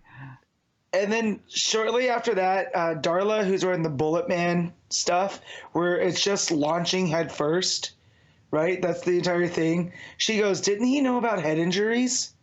That made me laugh as well. Yeah, and then Eugene turns Zeus into a swan. Well, it's a duck because it's a duck. That's right, because he mentions he had turned into a swan once. Yeah, he's like, "No, you're more of a quack." So then he turns him into a duck. So then you've got, and I love this panel. It's angry Zeus as a duck pointing his feather and saying, "Cease this, children, now! You will stop this." Oh my god! Like, this book just, like, it has this sense of humor, which I think maybe, like, I liked it from issue 1, but it maybe took a few issues to get into the vibe of how it's going to feel. But now that I've, like, acquired the taste for it, it's like, this is like 2 issues in a row. Because that last issue when they're on the moon fighting whatever Cargo. Yeah, but what was the ape that was like the screw up, the Jerry from Parks and Rec? Like, I forget his name. But I forget the name, it's but you know, but it doesn't matter who. The joke was is that it's just like, "Oh, come on, Jeff! Like, stop being a screw up, Jeff!" Like, this is like 2 or 3 issues in a row where it's just been making me laugh constantly, whilst being very fun with great art and advancing its story. And yeah, it's a lot of payoff. So, that's a big chunk of the issue. Eventually, you know, the gods kind of like stand up united, and they're ready to like win the fight. But Billy's ran off at this point to to go do something. I'll just mention as well the T-Rex quickly, the dinosaur. Opens his like case, which is like infinite or whatever, and it sucks in Atlas. Goes, I have this case, and Atlas like, empty case. He goes, it's like a doorway, and then just swallows up Atlas. It was very, and Mora really working the not episodic storytelling. I can't think today. Sequential. Thank you. Sequential storytelling here. But I also like when they're going with Billy and Freddy are going up against Mercury, and they're trying to figure out what kind of god he is. And it's like, he's he's a god. He's fast. He's like a speedster. Not a speedster. Who's that Flash villain that wears the stripes? And then they go with Trickster. That was another piece that was like a page worth that is just between Waid and Mora, just expertly told. Yeah. That was real fun. Again, they're making it look so easy how to just be this charming and funny, like constantly. But Billy's whole plan is he goes off to talk to Solomon, who's kind of staying out of all this, and is like, hey, you're the one who makes me wise, right? You're the one who gives me the wise powers. Like, can't you make me wise enough? Well, first of all, Solomon admits that he's kind of ashamed that he took part in all this because it wasn't the right thing to do. But he's like, hey, can't you make me wise enough that it'll overcome any of their influence because I'll be wise enough to realize that I'm being puppeteered by someone? And he's like, okay, technically, yes, I can do that, but there is a risk, where you might, there's already this thing where you're referring to like the adult version as the captain, like your identity starting to veer away, that it's becoming two distinct personalities, and there's a chance that this will make that worse, where you'll just become two distinct people where you won't feel like you're the same person anymore. And he's like, do you want to risk that? And he's like, yeah, if it'll fix all this, let's do it. So he's like, all right, say the word. So that ends up being our solution to this, where they try and control him when he becomes Shazam again, and they can't. The wisdom of Solomon has been turned up to make him realize that he's being controlled, so he's able to fight it off. So that kind of ends this arc of the gods trying to, control him. Well, and Billy and Freddy also realize that it was the wizard that granted the powers, not the gods. They just get the powers from the gods. Yeah, they can't choose to change it to someone else. Yeah, right. So like, even if Freddy had agreed, they couldn't have moved the powers from him to, from Billy to Freddy, which I thought was curious as well. So there's something else at play here, with the wizard. Yeah, Shazam gets all snipey at them though and says, hey, the world doesn't care about you guys as much, but that's because you just expect to be worshipped without doing anything to be worshipped for. Maybe you should start actually trying to help. And just begrudgingly is like, okay, we'll think about that.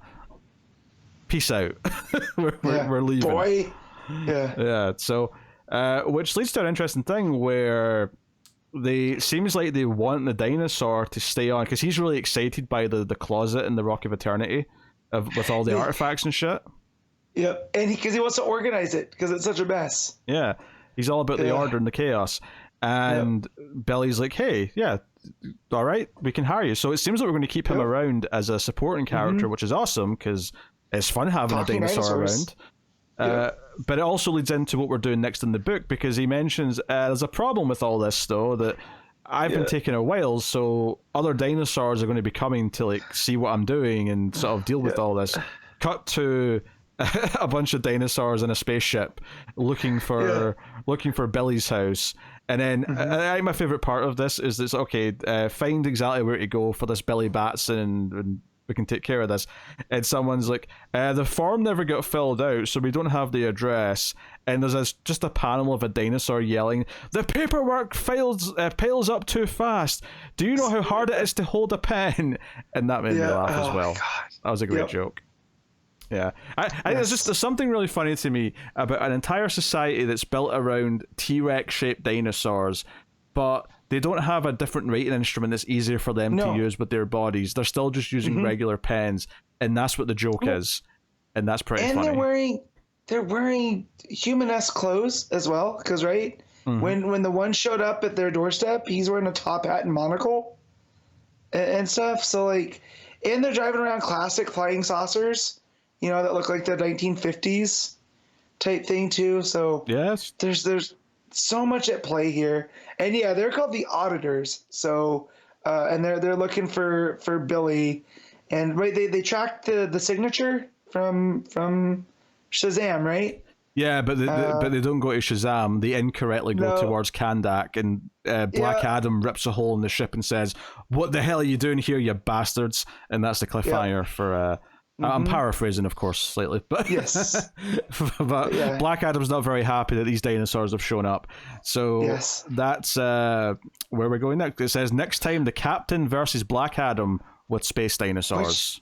Which this is the first time we've had Black Adam and the Captain together in a book in like years, right? Because they never really interacted in any of those Justice League books. Oh yeah, it's been a while. Yeah, I can't remember the last time they properly yeah, were together. it's been a long time, so that's pretty exciting. And we're so between this and between Mary Marvel, right, the Josie Campbell stuff they're doing, like Shazam's becoming one of my favorite little corners of the DCU because they're just pleasant reads. And that goes a long way with me. The stuff that I look forward to reading because it's fun. Like yes, we have books like Detective Comics that are just really good storytelling, right? But like this with the sense of humor and just the kids and the interactions between the characters, they're ones that I always chart high for me. Yeah, but there's a lot of craft here. It's just doing something different to, your Detective Comics or your Tom King books or whatever else. Yeah. It takes a lot of skill to actually have it read this easy and to be as funny as it's being. It's very charming and it is very feel good, and it's a nice counterpoint to some of the more serious comics that we're reading. And Mary's kind of in this in between place because she's in the Amazon's Attack stuff, where that is a bit more serious. So it does feel like she's graduated from the rest of the kids to being a sort of more grown up comic. Not that it's a super grown up comic. I just mean in comparison to the lighthearted tone that this has. But no, and obviously the art's phenomenal. I mean, I don't know if I've said too much. I mean, I mentioned the eyes widening of Achilles because that was part of the joke, was the reaction on the face. But all the stuff looks so good. It's kind of a weird issue because a lot of it goes without anyone in Shazam outfits. It's very, it's all these weird costumes the kids are wearing. But there's a lot of storytelling being done with the eyes and just the sequencing adds to the humor. It's there to help tell the stories and the jokes. And notably, the credits for this, and it has been this the whole time, I think, it doesn't say writer Mark Waid, art by Dan Mora. It says storytellers and then lists both of them. And technically that's always true, I think, but I think it's particularly apt here because a lot of this comedy is working because of not only how the art's drawn, but also how it's sequenced in the panels. There's a lot of thoughts went into the timing of like, okay, set up the joke here, pay it off here, that kind of thing. There's a lot of that going on. So it feels like the Mora has input into not necessarily what Wade's writing, but how he writes it, right? So they can effectively work together to get this out. It wouldn't surprise me if like the actual layouts, because some writers are very specific with what they want on the page as far as layouts go, and they want a big panel of this and a little panel of that. It wouldn't surprise me if Mora's getting to adjust that, or even like almost from scratch get to decide how it's going to be shown on the page. Yeah, beyond just I remember, beyond just here's the number of speech bubbles we need on this page kind of thing. Right. Because I also remember when Waid and Somni were on Daredevil, that was the same thing with storytellers too, and that felt like an equal share as well. So I just feel like once Waid likes working with an artist, they're just gonna do fantastic work.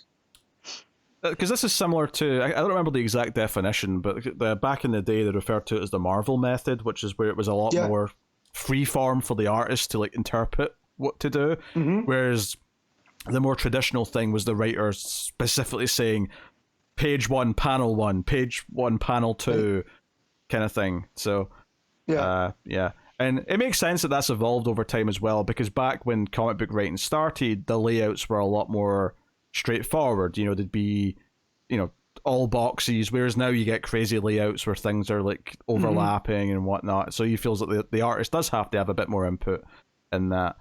So Anyway, fantastic. As this book has been, what are you giving Shazam, Matt? I'm giving this an 8.5. Yeah. I think screw it. I'm going 9 on this as well. Oh, all right. There you go. Maybe my bar was just so lowered after those two Titan books, and then not liking Batman that I just 9 out of 10. This week this was a 9. Go on. Yeah, I read Birds and Shazam back to back, and I love them both very much. So I was gonna put them within, of each other. So sure.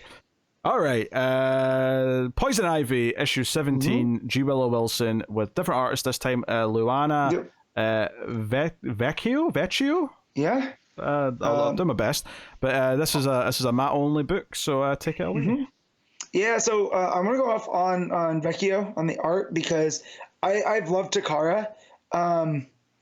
This art here, I'm trying to think of who I could compare it to. It's almost Dotson's-esque or Amanda Connor-esque with there's like a bubbliness to it and like a bounce.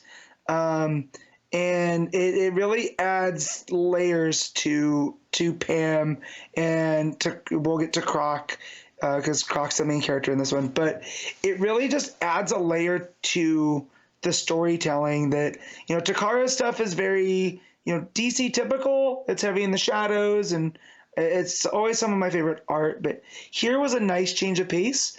So I hope we see more of Vecchio. But this story starts with Janet and waking up at Harley and Ivy's house, and everything's super weird because Janet has slept with both Pam and with Harley, but neither Harley wants Ivy to know and Ivy doesn't want Harley to know.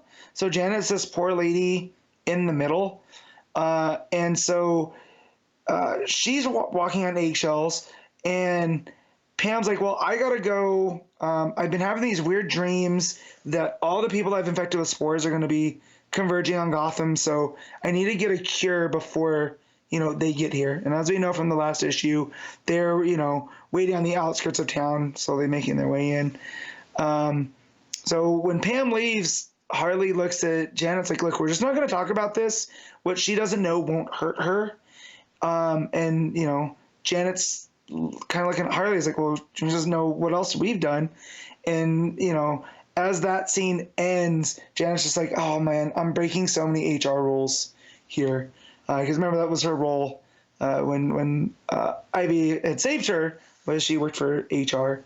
But Ivy goes to Slaughter Swamp. They call it the hunting shack where Croc is, and she has a makeshift lab put together, and she's creating cures from her blood. And Croc comes in and is like, what's with all of these, mushrooms? And she's like, well, she explains the Lamia stuff to him, and he's talking about how good that it smells that she's making this, that it almost smells like barbecue, and it's made him hungry. And so he's eaten some of the mushrooms, and she freaks out because these are the zombie mushrooms that turn, and she uses her plant powers to kind of scan his body, and nothing's happened to Croc. So it turns out that Croc's immune to the Lamia spores. And Pam reasons that it's, crocodilians have a very weird immune system that makes them immune to things, but also more susceptible to others. So it must be this fungal infection, might, won't, for whatever reason, won't sink into him. So she's like, well, I need to get some blood. And he's like, you can try, but ever since I was a kid, I've been afraid of needles.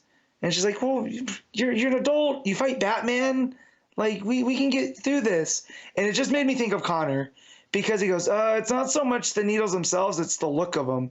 And I just thought about Connor passing out in the doctor's office, which is kind of funny. But yeah, and we get to a little bit of moment with Croc that he talks about as a kid, his aunt would take him to these different doctors to figure out this disease that he had. And every time they went, the needle would get bigger. and it would hurt more. So he just he has all of this past pain associated that he's not going to let Pam just stab him with a needle. So she's like, all right, well, that's fine, we can still get by, but I'm going to have to make a whole lot of this. And as they're getting all of the antidote made, there's like rumblings at the door of the shack, and Croc goes to look, and it's these plant zombies, and they start attacking. Pam's trying to control them with her plant powers. She goes into the full Queen Ivy look, and it's not really working. She sees the guy that she had the dream about from the last issue, Chuck, and that kind of gets her off of her system. And then she realizes that Croc's down, but these zombies are still flying around. And she looks over, and it's Solomon Grundy, because of course they're in Slaughter Swamp. She has familiarity with him. He's doing his rhyme. She's like, yeah, we know. And the three of them team up to start fighting off the spores, or the zombies, not just the spores. And the issue ends with, that's how the issue ends, where they're standing a united front against the zombies in Slaughter Swamp. And just a lot of character building with Croc and Ivy. I really like their dynamic, because there is this, not quite Beauty and the Beast, because there's not a love thing, but like she's seeing a different side to him now, right? That she can relate to, because like she feels that she's the monster here. And that's another thing I just spaced on until the monsters. She's also, ever since she had come back from dealing with Undyne, which was the story right before this, she's had this weird stitch in her side, and she thought it was from just throwing up so much when dealing with that. But she says it almost feels like they're like birth pains, and it's almost like her body is giving her signs that she's ready to not quite give birth, but give way to whatever is new. So it's almost too like her body is turned on itself, and I feel like she feels kinship with Croc because of the disease that turned him into Killer Croc. So like Wilson is doing a lot of good work with the personal dynamics between Janet and Harley and Ivy, and then on the other side Croc and Ivy. Like there's a genuine friendship there. And again, the art by Vecchio is really top notch. Like, and again, it's different than Takara, but still feels in the same ballpark, except that it has like this bounce. So when we get to Croc, he's just like this big hulking mass, but he takes up part of the page, but it's never too much, right? He's like this imposing figure while also being non-threatening. So, it's a real tightrope to walk when it comes to drawing monsters like that, to make them still, empathetic, but also scary at the same time. So, really enjoying this Ivy run, these last few issues especially, because they've been doing different things with this zombie plant, mushroom virus. So, I will give this an 8 out of 10. Okay. Cool. Batman Santa Claus Silent Night issue 1, Jeff Parker writing with Michele Bandini. I think it's Michele. It's let's look. Michele. Yeah. Michele, could be maybe, but Michele, yeah, or Michele. Yeah, it's. I think. Let's just say Michele. Yeah. Hey. I'm looking at it now. Hey ho, we got a Christmas miniseries with Batman for December, which is a fun idea. So it feels like it's set kind of roughly in modern DC continuity, which I was not expecting. I was assuming it was going to be, and maybe it's not in continuity, but it feels like Damian's here. He's wearing his current outfit, stuff like that. But the story starts off with some carolers, most of whom are annoyed at the one guy who's insisting on one more song, which I thought was a little bit funny. And then these sort of bat creatures show up, these sort of vampire bat creatures show up and attack them. So we get Batman and Robin coming afterwards to investigate the crime scene. and there's something, you know, mystical here about the footprints and these vampire style bites. So Batman calls in Zatanna, and she investigates, and they get like an image of what these creatures are. They're called the Drog. Yep. Yeah. Also, yeah, from Norse mythology, they're like Draugrs, which in Norse mythology they're more like revenants. So like warrior zombies. Think the white. I know you weren't into Game of Thrones, but you're familiar with the White Walkers. I've heard of them. I believe George R.R. Martin based the White Walkers on Drog or Draugrs. These ones are a little bit different because they are bat-like. So is that just because we're doing a Batman story? So he's trying to, you know. It could be. Yeah, I'm sure the more this goes, we'll, you know, figure more things out. I got interested about here though, because I was enjoying it this far, because I like Jeff Parker, and I'm excited to see Jeff Parker in a DC book again. It's been a long time. Yep. As soon as they said Norse, I'm like, okay, I see what kind of route we're taking to get into Santa here. We're not just going to do an immediate just sort of, you know, Tim Allen movie style Santa Claus. Yeah. This is a little bit different. And sure enough, they're chasing a Drog that jumps out, and a stake goes through its heart, and then they reveal Warrior Santa on his reindeer. Not just a reindeer. This is like an elk, right? So reindeer, I don't know if you've ever seen a reindeer in person. They're actually kind of small, which makes sense because when you hear the old "'Twas the Night Before Christmas," they say there was a large red sleigh pulled by 8 tiny reindeer. This thing's like a giant horse. Not only have I not seen a reindeer in person, because I don't think there's any here where I live. Got you. I'm pretty sure until an embarrassing age, I didn't think they were real creatures. I thought they were just made up for Christmas. Oh man, you didn't grow up going to zoos, did you? I went to a zoo once, but I don't think there was any. So you never pet a reindeer? No, I've never pet a reindeer. Oh man, I got to pet a reindeer one time. It was real cool. I'm sorry, but it's one of those things where I assumed until I was probably in my 20s that they were like, you know, they were like unicorns. They don't actually exist. Yeah, they're just. Yeah, no, they are. So they're they're a specific type of deer. They're not quite actual deer. Up in the northern hemisphere. I think I assumed anytime in a movie I'd seen a reindeer, I just assumed it was a regular deer, but they'd put on. They put it on the sleigh for Santa, right? But yeah, this one's almost like an elk size. Like it's gigantic. Yeah, this is like a horse. This is like something you can ride into battle. That's what we're doing here. So immediately they do this thing where Santa starts calling people out by where they lived when they were kids. So he's like, "Oh, Zatanna," and he gives the address that she lived in as a child, and it's the not idea creepy that at all.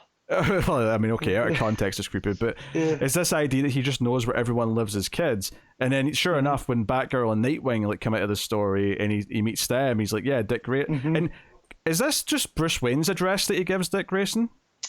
It must be. It sounds like it to me, yeah. Because even before he lived with Bruce, he was a carnival kid. Yeah, he moved around. So they moved around. So yeah, it has to be. Yeah, it's just it's a fun little detail, and a lot of this is like everyone's kind of looking and they're like, "Is this Santa?" And at one point, Santa's like, "Yeah, we have to hunt down this you know these monsters, right?"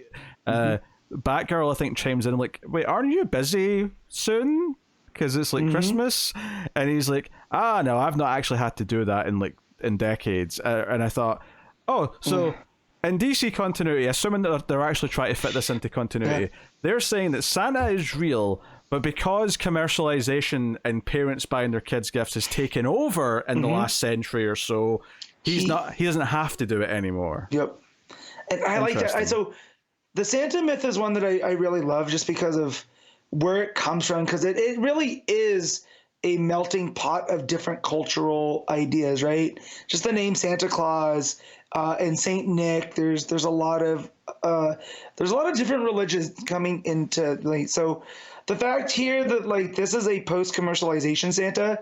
So what does he do? He hunts monsters. I'm here for that. You know. Yeah, they talk about how he was like a warrior. He fought with the the Vikings, and he would ride into battle on his reindeer. And I'm like, okay, Matt's loving this. I know that much for a fact.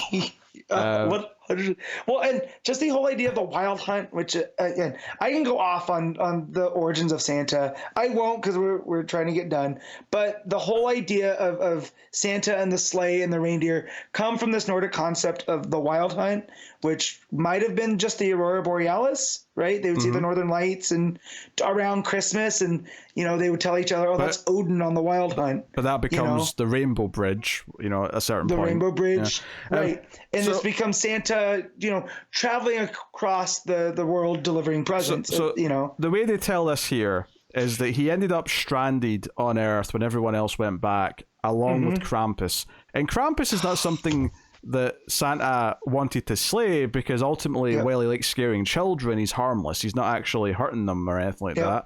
So they would go around and he would give out presents to sort of make apologies for Krampus scaring them. He'd make them toys. And that's kind of the backstory we get here of who Santa is. So, and then that builds up to one of the footprints matching Krampus. So Krampus is behind these Drog, who have never come to this part of the world before. They tend to not go much further beyond Northern Europe. So, it sets up the big bad. It sets up what they're going to have to deal with. There's a bit of a fight towards the end, because a big flower grows out of the Drog that's lying there dead, and who is it? It's Zatanna gets splatted with it, and they're trying to get this goop off of her, but it's just not coming off.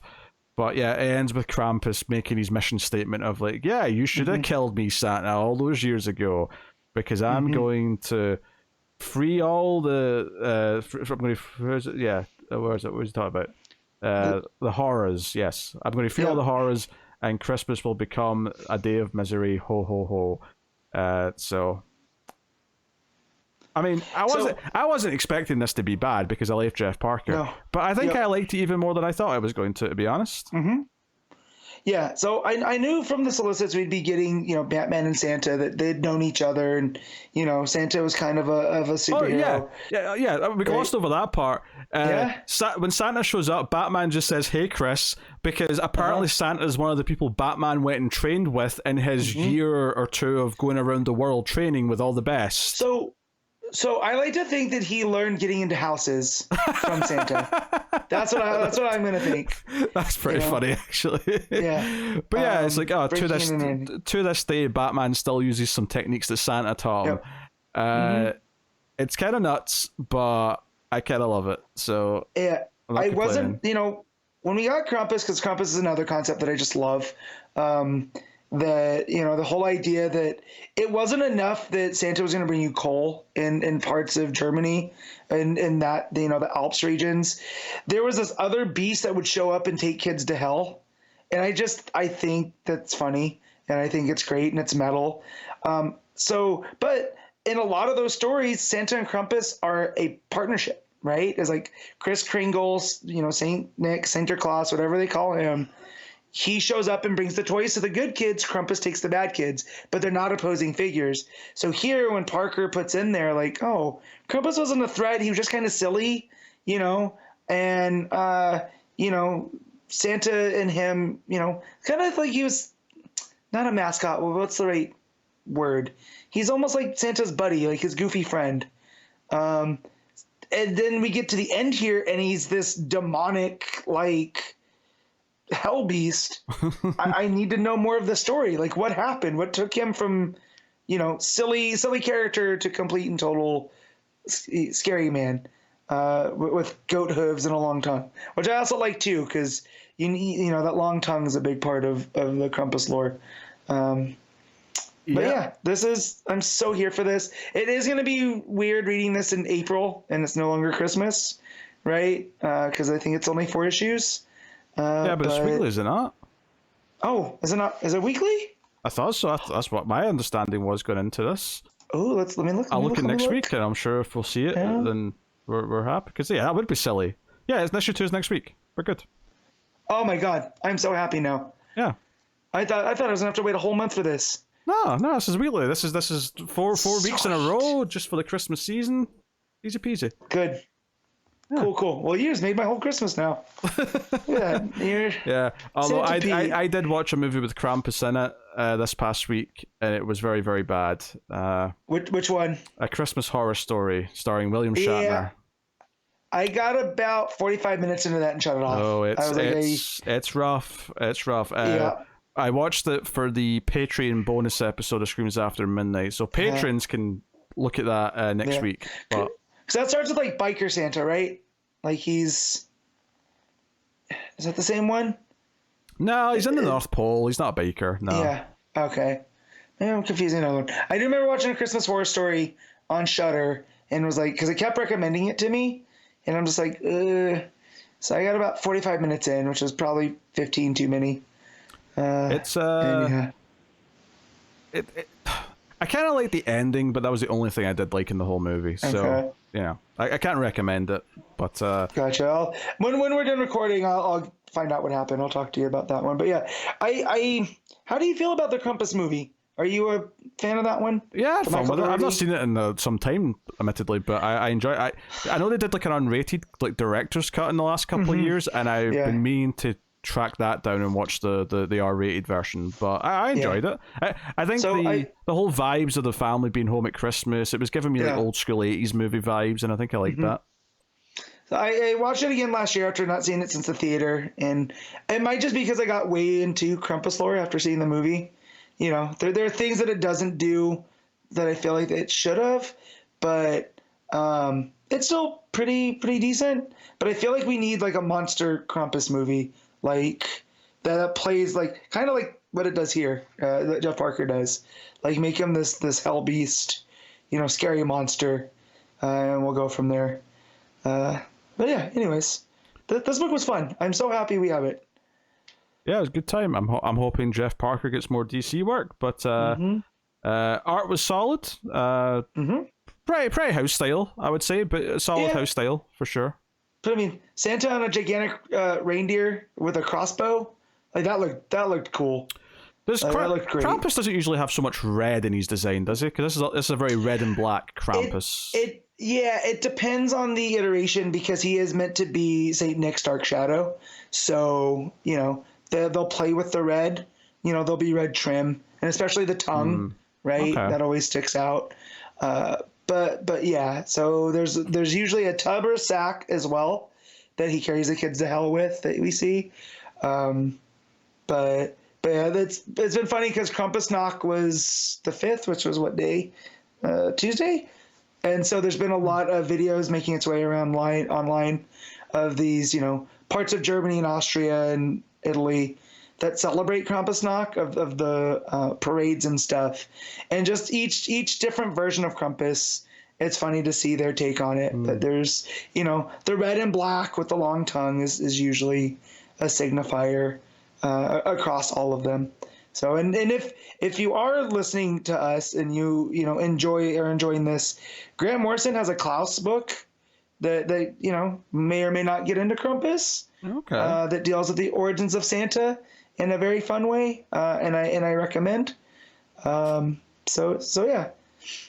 All right. So what are we rating this one? That's what I was going to say. I'm the host, Matt. I asked the Sorry. questions. Yes, you asked the question. Sniveling little.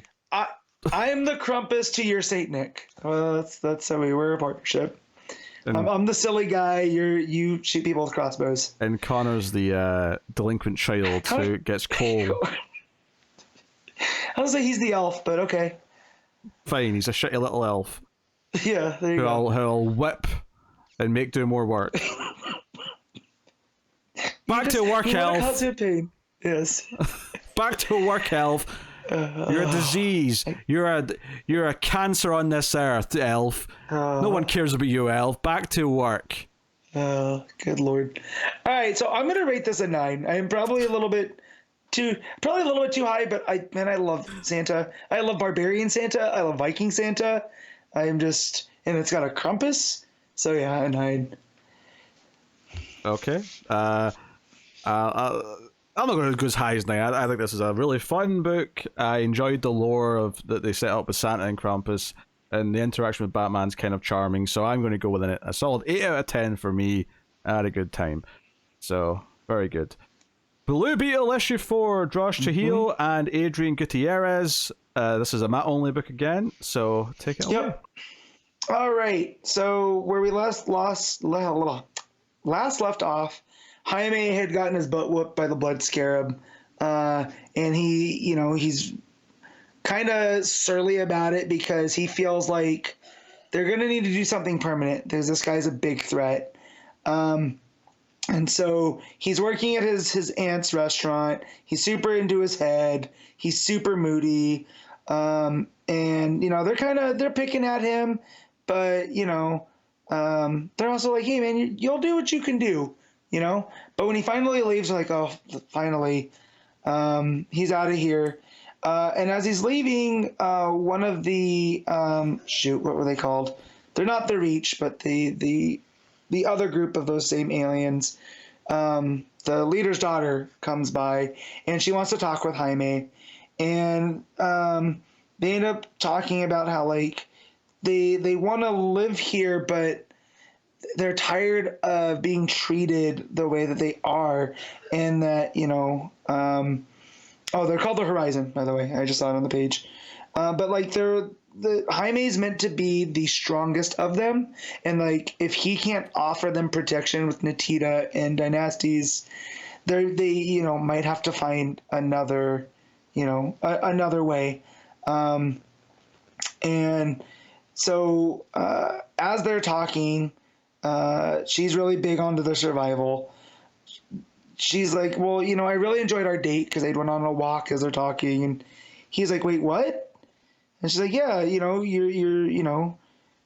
we're sharing intimate conversation. We're alone. And he's like, oh, sorry, I gotta go. And he takes off to go talk with Starfire.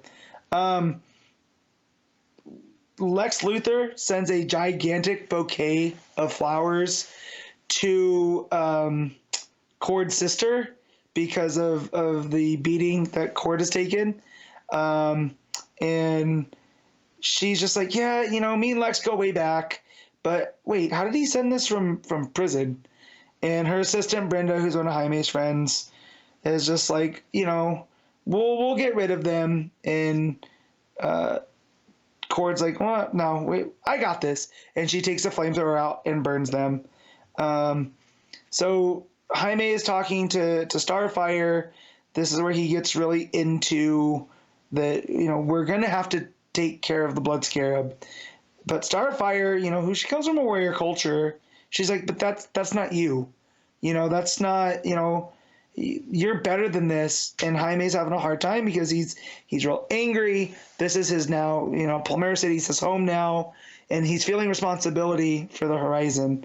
And so Starfire ends up calming him down, and this page looks really nice because, they're up in the sky, and you can kind of see Palmera City below with all the lights.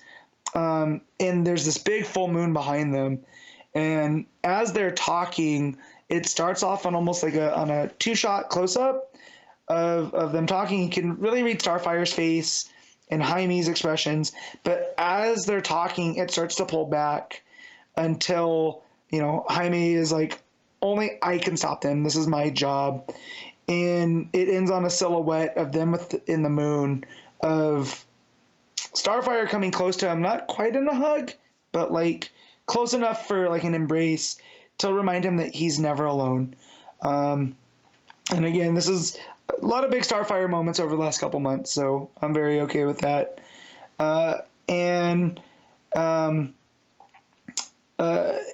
So that's where that part ends. I'm just double checking. Because Cord calls him up that she wants to work with him, and that if they're going to defeat this Blood Scarab, he's going to have to work with her because Ted's not around right now. The other plot that's going on here is his friend. What's his friend's name? I want to make sure I get it right. Jeff. No, it's Paco. I wanted to make sure it was the right one. So Paco is dating Dynasties. He shows up dressed really nice with flowers for her. And they're trying to keep it quiet.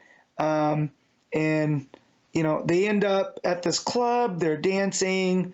They hug. and then he's letting her know, is like, yeah, I know you have a scarab, but like Jaime's been at this for a long time. Just kind of follow his lead. I promise you, he won't let anything bad happen. And they end up kissing, to where they get interrupted by Fadeaway and Gimmicks, who Fadeaway was I don't know if you remember, in Graduation Day, the character that had like the magical stuff that had used them to get into Court Industries and then take off. So Fadeaway shows up, and it seems like is back to cause problems for Palmera City. But yeah, it's so far still pretty solid. It's a nice, smaller scale superhero book, compared to some of the other stuff that we got going on. And Trujillo still has a really good voice for all of these characters, and Gutierrez's art. The pacing really has gotten better. Like, again, that Starfire and Jaime up against the moon is really a standout, but a lot of the layouts too, because a lot of this issue's conversations, a lot of the way that the layouts go and the breakdowns make for some cinematic sequences. But yeah, that's Blue Beetle. And I will give this a 7.5. All right, cool. So that's the last of the new books this week, but I do have Patreon books to do. So every month on patreon.com/MailFuzzTV, you can make me read a book at one of the higher tiers. 2 people are doing just that. First up, I've got American Vampire Second Cycle Issue 2. So I was really excited to read this, actually, because I'm kind of into new territory for myself. And last issue, this does a good job of setting up the Grey Trader as this threat, as this scary presence. This issue kicks off with Pearl at this sort of country club show where she meets Calvin, who's been a supporting character, and he's there to give her some like passports and stuff for some of the runaways vampires that she's been helping. But she mentions that she's got this new girl who isn't talking about what happened to her, but did mention the phrase Grey Trader, which he does kind of react to that a little bit. Like, you see like a bead of sweat go down the side of his face, and he's a little bit scared by it, but he sort of like doesn't say much. He just kind of moves on.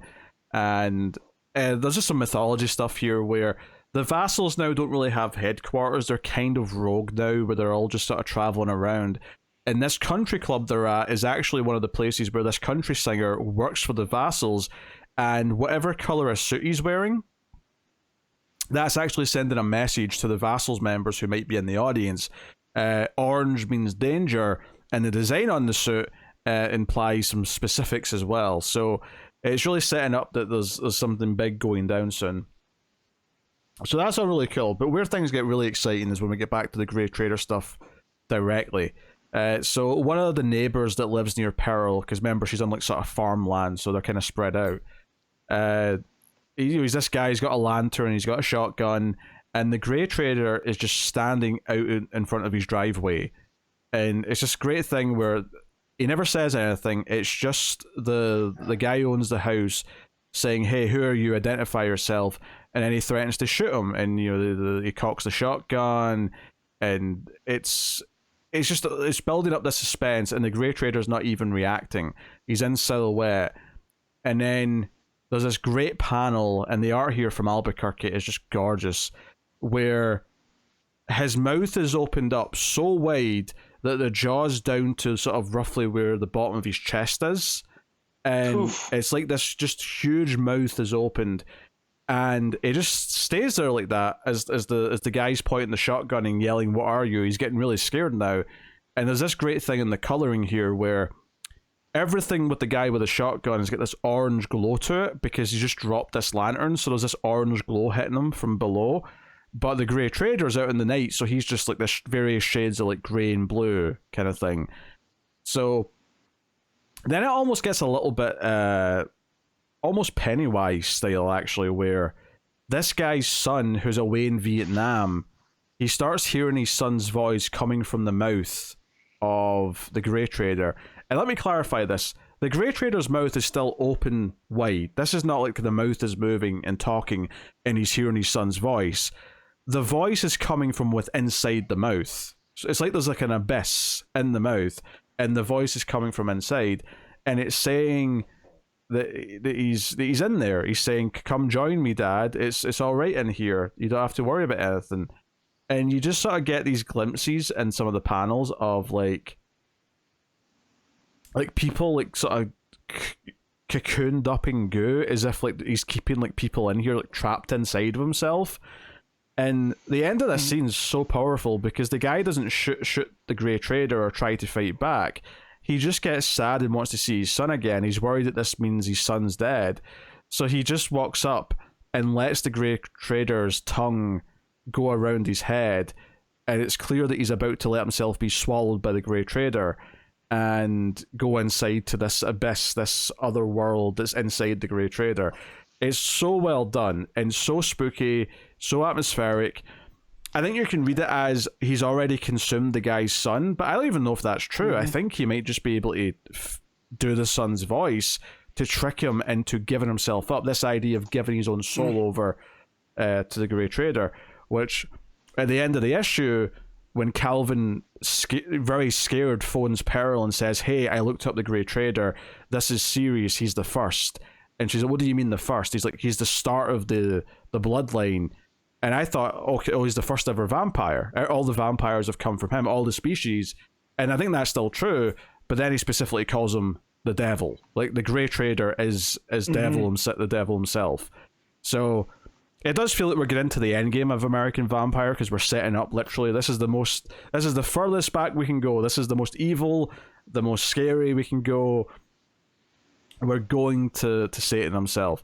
So meanwhile, though, back at Pearl's, the girl who had the bite marks on her from the Grey Trader, she turns into a monster. It's while Pearl's like telling all the other kids that they've got passports and they're all going to go and live with vampires that are like them, so they're all spreading out all over the place, and they're sad because they don't think they're going to get to see her again. The little kid's asking, "Hey, you ever going to visit?" And she kind of says, "Oh, we'll see," but it's it doesn't sound like that's true. It's like it's really going to happen. But they get to talking about Henry, and they're like, "Hey, like, why didn't you turn him? Like, what happened? Did you like split up?" And she's like, "No, I wanted to turn him, but he didn't want to." And it's just this kind of sad, reflective thing. Aww. I loved them bringing this up. It felt kind of sweet. It played out of the character, and then that's when the phone rings and Calvin's like yelling about who the Grey Trader is, and his calls are being monitored. Right, someone is listening at the motel and is telling someone who he's talking to and what he's talking about. And then some vampires come and attack him, so he's fighting for his life as he's trying to like continue this phone call. And as this is happening, the girl in the other room who was bit by the Grey Trader has turned into this big red super vampire. This is the best I can describe it. Full on monster movie stuff, and Pearl goes to fight her. And the final line is the phone lying there. Pearl doesn't even hear it. The phone's just lying there, and it says the bubbles coming from the phone saying, "I'm talking about the devil," and that's the cliffhanger. So that's 2 issues in a row where it's ended making this villain feel like he's the biggest threat ever. And they did such a good job in that miniseries about Dracula and how much of a threat he was. They're topping it with this so far, where the Grey Trader is just this otherworldly force. He's not just like a creature. He's not just like a violent vampire. He's something more than that. It seems like a force of nature for sure. Like, yeah. You're like trying to brace for the hurricane, and the hurricane's gonna come no matter what. It's just, will you survive? For sure. Really good stuff. I think the art here is really good. I love the tone setting of like, because the first couple of pages is like the country singer like going out and getting ready for his show, and he's sort of saying, "God damn, it's an orange jacket today." And you don't really get the context of that until later when Calvin talks about the coding of the outfits and stuff. So it like that sets this really kind of cool somber mood with them like talking quietly in the back of this country music club, and then from there it just turns into pure dread and the way the Grey Trader's handled. So second cycle so far is very good. I know there was a big break obviously between the previous stuff and when this came out, and it feels like like there was maybe some rejuvenation in the storytelling almost by having that break, and it feels really exciting, the story so far. So looking forward to see where it goes in issue 3. This is a very, very straightforward, I think, 9 out of 10 for American Vampire. So, very good. So that'll take me on to my other Patreon book. And I'm doing them both in 1 week because the last few weeks have all been so packed with books that this was just the one that made sense. So we're talking about Batman and the Outsiders, issue 9. So we were starting off a new arc here. And it may just be a two-parter because most of this book so far has never went beyond a two-parter. So it may just be 2 parts. But this is the Masters of Disaster, a supervillain team that's introduced.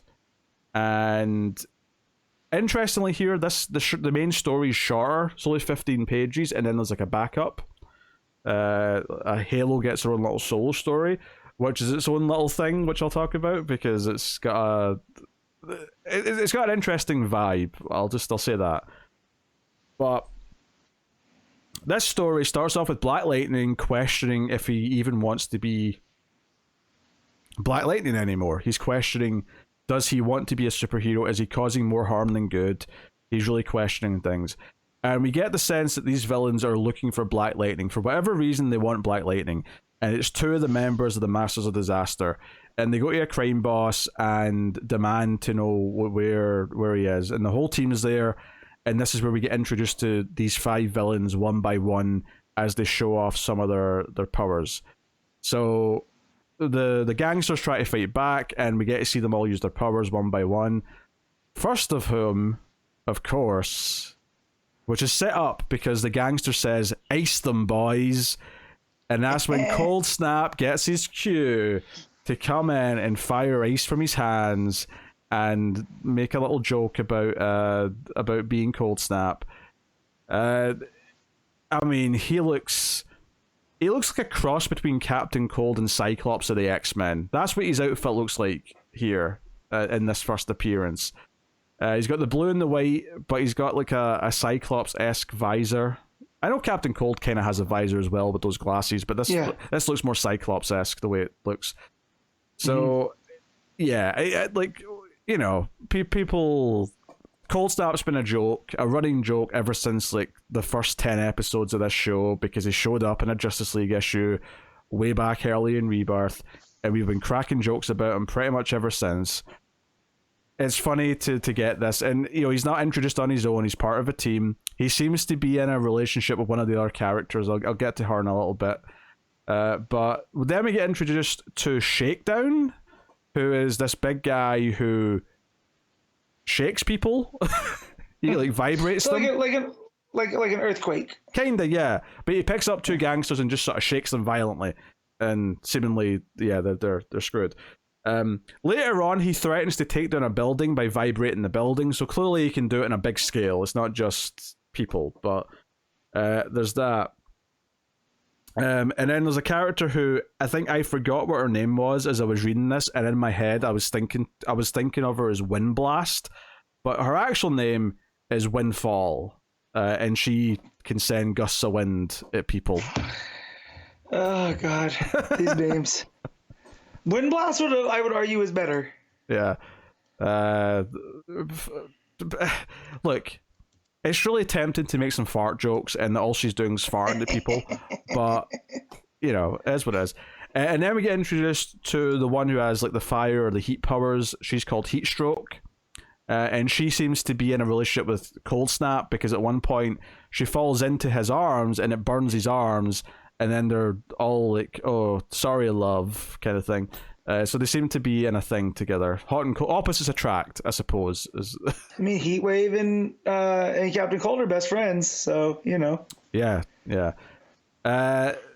Then we get introduced to the last of the team, which is what's her name?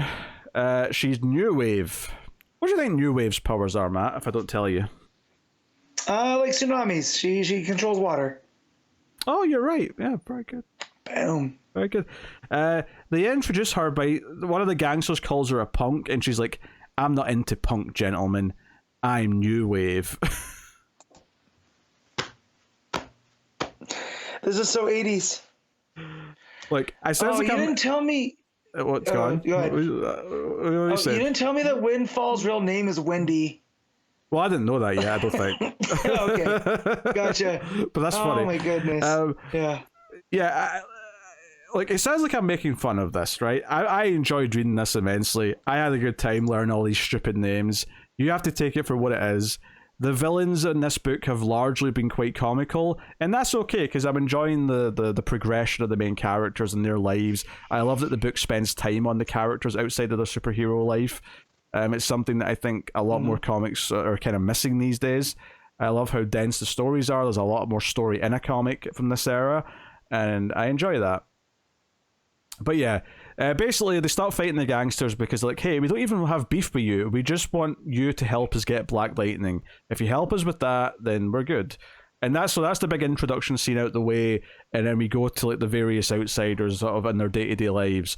Geoforce is enrolling in a post-grad course at college and is taken aback that it's so chaotic because the schools in Markovia are a lot more, I don't know, fascist, I guess. He's not used to everyone being all loud and, you know, all this freedom. He's not used to it.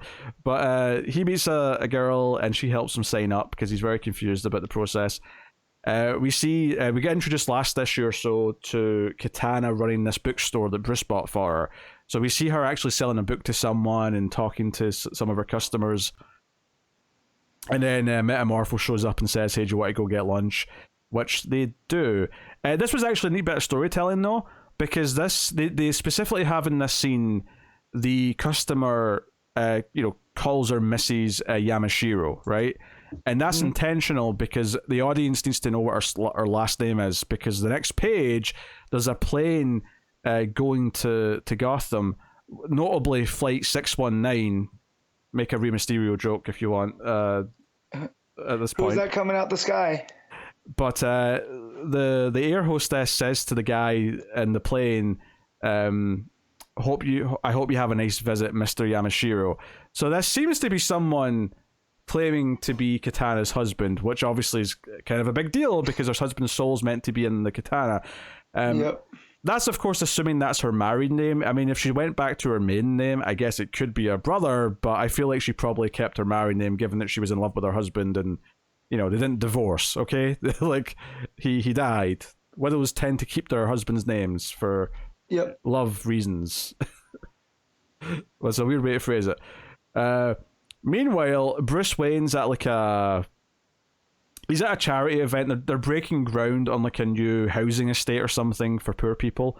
And he's playing the rich playboy character where he's like, oh, I don't care about housing, stuff and whatnot. I'm here because there's champagne and they're going to serve some caviar at the party afterwards. And the reporter's like, Mr. Wayne, you don't care about the housing project? And he's like, don't bother me with sob stories. And then there's a thought bubble where he's like, I hate doing this character, but I can't have anyone suspect Bruce Wayne's capable. So I have to be an idiot. I have to be a stupid idiot. So that's going on. But that's when the Masters of Disaster invade the scene and they melt the shovel that was going to break the ground. Batman calls in the team. So we get all the characters sort of answering the call and going off to help. Notably, Halo was down in the basement at Katana's place, and Katana says to her, hey, who are you talking to down there? And she says, oh, no one, just talking out loud, or thinking out loud. This is important, because this is actually answered in the backup. So keep that in mind, right? So yeah, the team show up to fight the Masters of Disaster. And, I want to put out here, the Masters of Disaster at the start of the issue were tailing Black Lightning and lost him, and that's why they went to go to the gangsters to try and get help to find him. So the very first thing we see from these villains is them fail to just follow someone, and then when they're fighting the gangsters, there's a moment where Heatstroke has a bit of a mistake, a bit of a botch, if you will, and falls into Cold Snap's arms, and that hurts him. So while they're dangerous because of their powers, the book has made them look kind of like chumps for the most part. Like they're making mistakes. They're not doing very well. I just wanted to mention that here. But the outsiders show up. They have this fight. There's some interesting beats here. Like, what's her face? New Wave. Like, she turns into rain, and Metamorpho makes an umbrella and is like, what's that going to do? And she's like, it's acid rain. So it's not just that she can control water and shit. She can turn it into acid, which feels like a big deal. That's a big difference from just having water powers, but worth mentioning. And then we have Fart Girl and Halo have a fight. So that's going on. Oh god. Cold Snap and Black Lightning are having a fight, and they actually reference the previous issue here because Cold Snap's like, hey, come on, Black Lightning, zap me.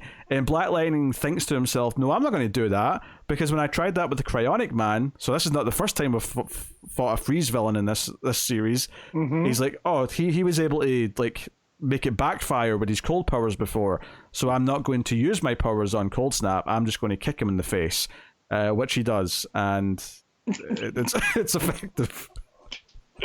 Nothing like a good old face kick. And then Batman throws a little concussion bomb at the roof of a building, and Heatstroke just gets covered in an avalanche of snow. So she looks like a chump.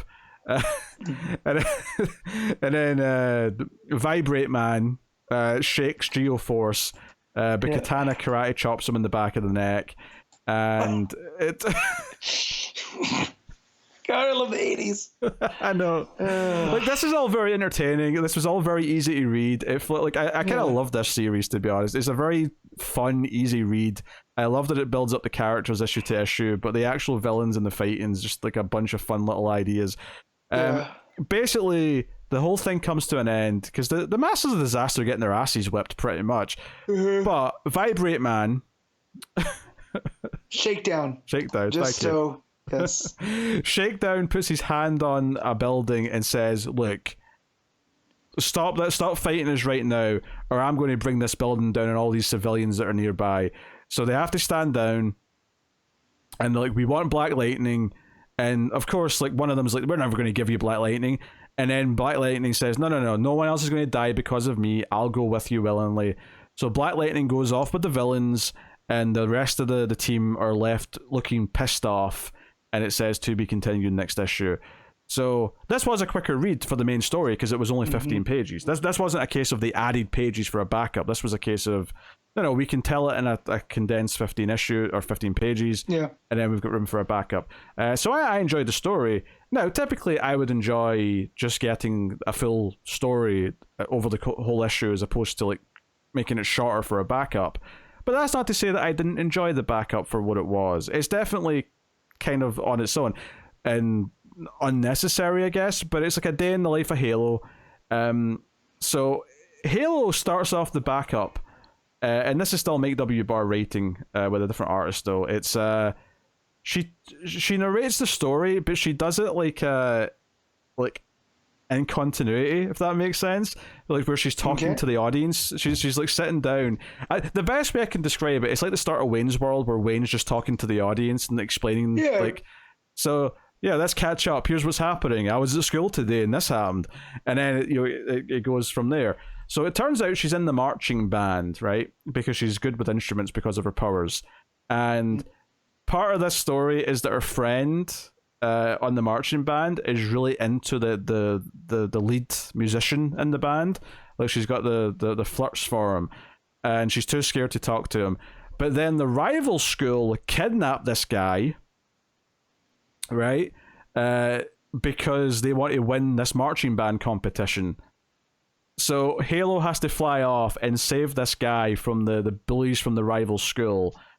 And they are part of the rival school, and they've literally only kidnapped them so that they'll lose this competition.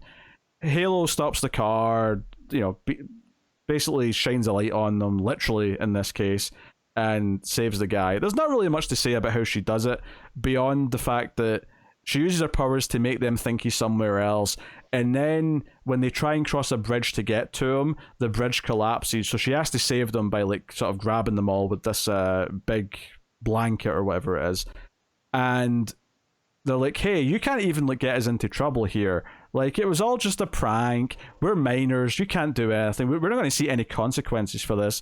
So Halo's like, all right, fine, if you want to challenge me. And she takes away all their clothes, so they're all standing there naked with this blanket, just sort of concealing their naughty bits. And she takes their keys away as well, so they can't drive back anywhere. So that's their punishment. They get their comeuppance, and we go back to the school where Halo uses her powers to nudge her friend into his arms, and he's like, whoa, you feel that way about me? And she's like, actually, yeah, I do. And that's pretty much the story. The only interesting part, though, the actual bulk of the story is just kind of whatever, but the ending is it goes back to like Halo telling the story to the audience, and the trophy's like next to her, and then you hear Katana say, Halo, Batman needs us. So this actually links up. So the reason why she was talking to herself in the main story is just because she was telling this story to the audience, which raises some questions about the like, is she breaking the fourth wall, like, in the main story? Is she aware that she's in a comic book? These are just, I mean, it probably isn't that important. It's probably just a stylistic choice, but it was funny to think about. Yeah, the actual story is just kind of whatever, other than a couple of cute moments. My favorite part of it probably was just the Wayne's World style of like introducing it with her talking to the audience. But that was pretty much it. I like the main story a lot, though. I'm looking forward to part 2 of this whole Masters of Disaster thing, and seeing how that plays out. I've had a lot of fun going through this series, and I think this was another solid issue.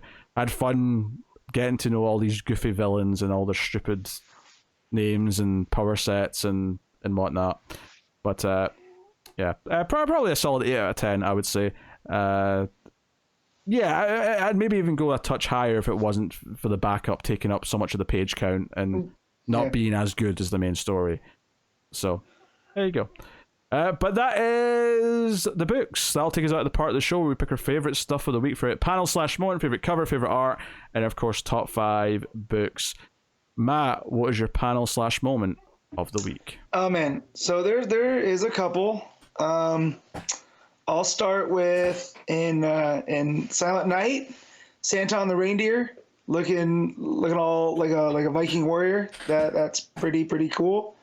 In Shazam, with the dinosaurs on the spaceship, I thought that was another great one. How you know they have time.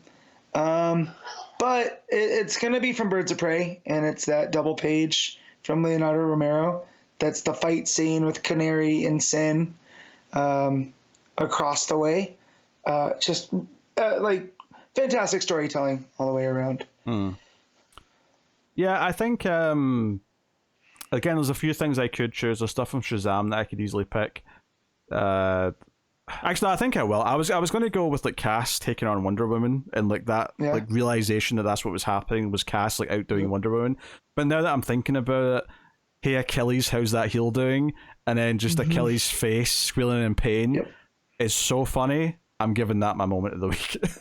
Yeah, it's a good one. So that's my pick. All right, cover of the week. I made a mistake and did not check these whilst you were talking about books I didn't read. Oh, buddy. Look, I was reading stuff about video games. Okay, it's the whole thing. So I don't have a pick. You got a pick ready? Yeah, I'll look. So there's a Chris Samnee Shazam cover that looks pretty cool. It's got all the kids around like a clubhouse hanging out. Birds of Prey has a couple. There's a Chuma Hill cardstock variant that has Barda like doing the superhero landing, punching the ground. It looks like it's watercolor, very Manipul-esque. Oh yeah, there's an interesting one here from Joshua Sway, which like is almost amazing. There's just maybe something slightly not right in some of the faces to make it. There's an uncanny valley. Yeah, like see if the faces didn't have the uncanny valley, I'd love that cover. Yep, it's real good. And then the Chris Bacalo Canary one. That's another one that's almost there. But I do like the, it's got the sound wave ripples and stuff. But it wouldn't be a week without Poison Ivy, without me. Of course, yes. Picking a Poison Ivy cover. And there's 2 to choose from here too. There is a Skylar Patridge cardstock variant that's got Pam in the foreground, but she's kind of not like in the fetal position, but she has her knees up, and there's like mushrooms and plants all growing out of her. That looks real nice. But my pick's gonna be it's Terry Dodson, one of the variants. It's got Ivy and Harley, and Ivy's watering Harley as Ivy's growing out of this gigantic, almost like Venus, like the picture, but instead of a clam, it's a gigantic plant. I just love Dodson art, and if you can put Ivy in Dodson art, I'm there for it. Yeah, I'm looking through a bunch of them. There's a John Tim's Shazam cover, which is solid. I think for me it's between two. So there's a classic sort of variant for Batman, which is Robin and Santa swinging in that classic Batman cover, which is kind of cool. Which is funny that this is for Batman and not Silent Night, which would make more sense. I think my pick of the week, though, bizarrely, is going to be the Ben Oliver variant for Silent Night, which is just this ultra like realistic painting of Santa with an angry face with like blood as if he's been in a fight. It just looks so good. Like, I have to pick that. It looks like the alternate cover to Violent Night. It does. It looks like it may even be inspired by that almost. Yeah. So I'm going to go with that.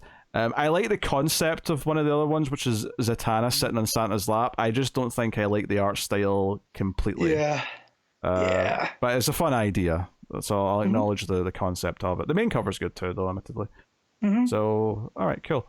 All right, art of the week then. So mine narrows down to 3 here, and it comes down to Vecchio on Ivy, which was really good, Mora on Shazam, and Romero on Birds of Prey. And gut check, just top of my head, it's got to go to Romero for Birds of Prey. A lot of cinematic storytelling going on, sequential work. It's just fantastic. Yeah, it is tough because I think when it comes to, say, the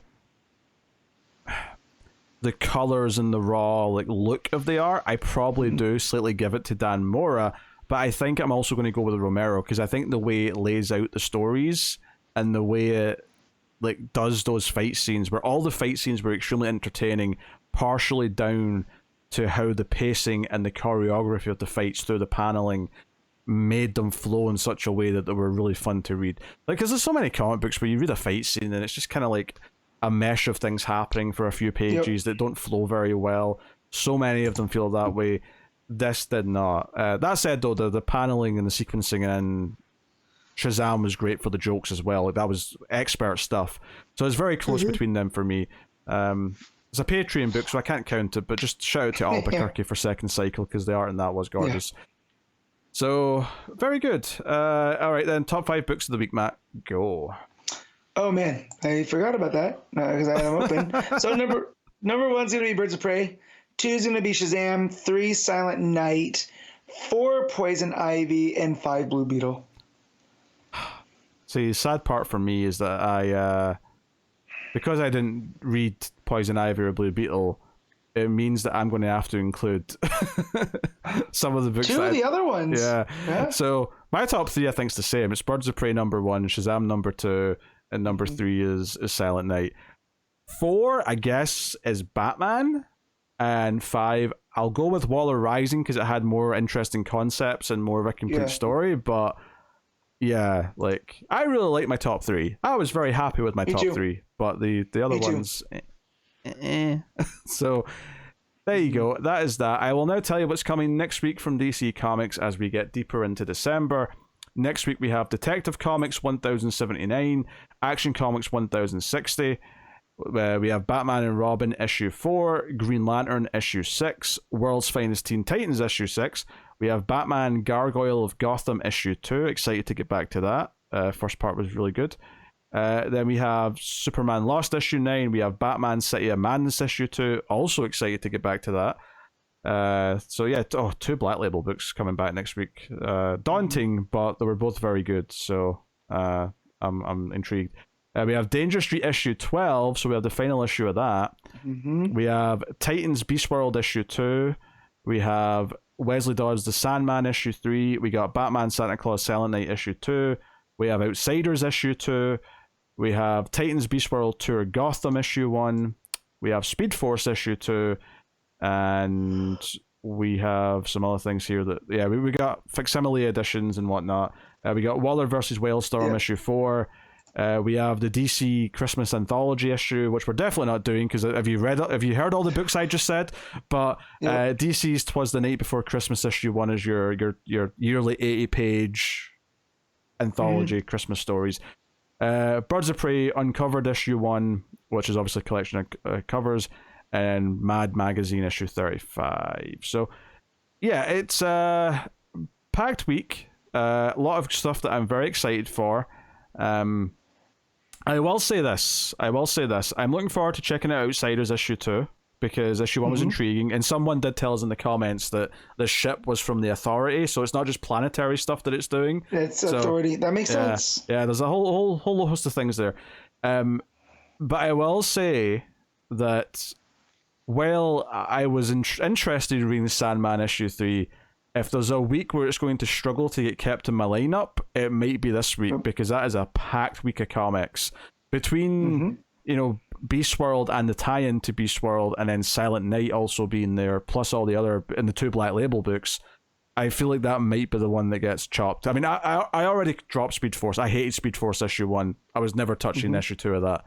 But Sandman was kind of like just getting in with issue 2. I think issue 3 may get dropped for me because there's a lot of stuff to read next week. Yeah, being that I have to catch up with City of Madness now that 2's coming out, probably won't be reading the Gargoyle one. So wait, didn't you like Gargoyle issue 1? I don't think I read it. I missed that one. I think I cut that one for time. No, I think you did because I remember you being glad that I agreed with the Batsuit looking the way it did because we liked it other than the way the Batsuit looked. I don't remember reading it. I think you did. That might have been Connor because I missed. If it was out the same week as the first City of Madness, I wasn't. No, it wasn't. They weren't in the same week. Okay. They definitely weren't. Definitely read City of Madness 1 because you're going to want to talk about Cthulhu Batman. for sure. But with the other ones too, it's going to be a packed week. So. And Danger Street, we're going to be talking a lot about that, I'm sure.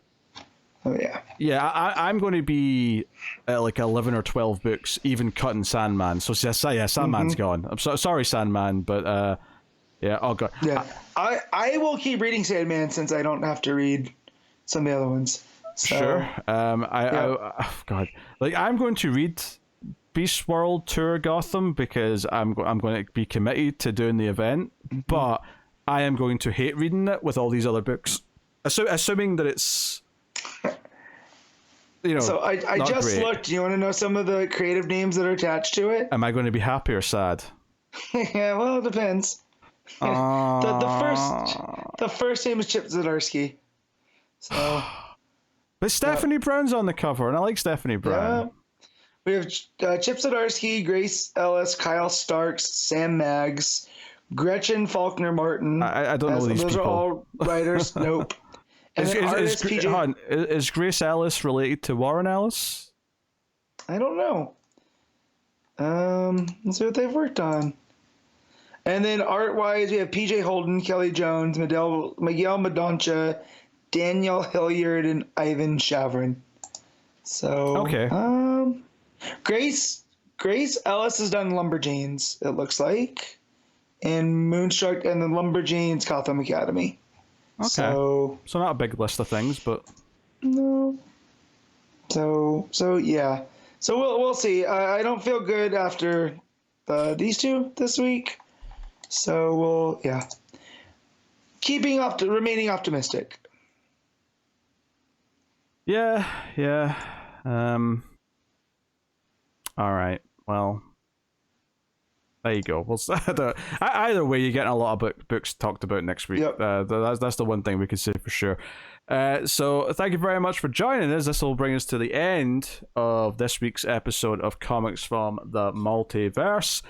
You can, of course, support us by simply liking the show on YouTube or rating the podcast on iTunes or wherever you get your podcast from. You can support us directly by going to patreon.com/MailFuzzTV and supporting us there. for however much you feel comfortable with per month. $5 and up, you get a little bit early access. Whenever it's ready on the Saturday night, it'll go up there.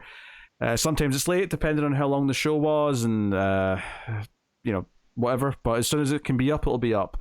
And that's how we do that. But yeah, that is it. I don't want to make any promises, but I think Connor said that he was free next weekend, so we'll hopefully have Connor back on. If he's not back on next week, I assume he'll be at least back on for the annual show or something around then, when we get towards the end of the month and so on. But that is the show. Thank you very much for joining us. We always appreciate it. Keep reading DC Comics, and remember to never get lost in the Speed Force.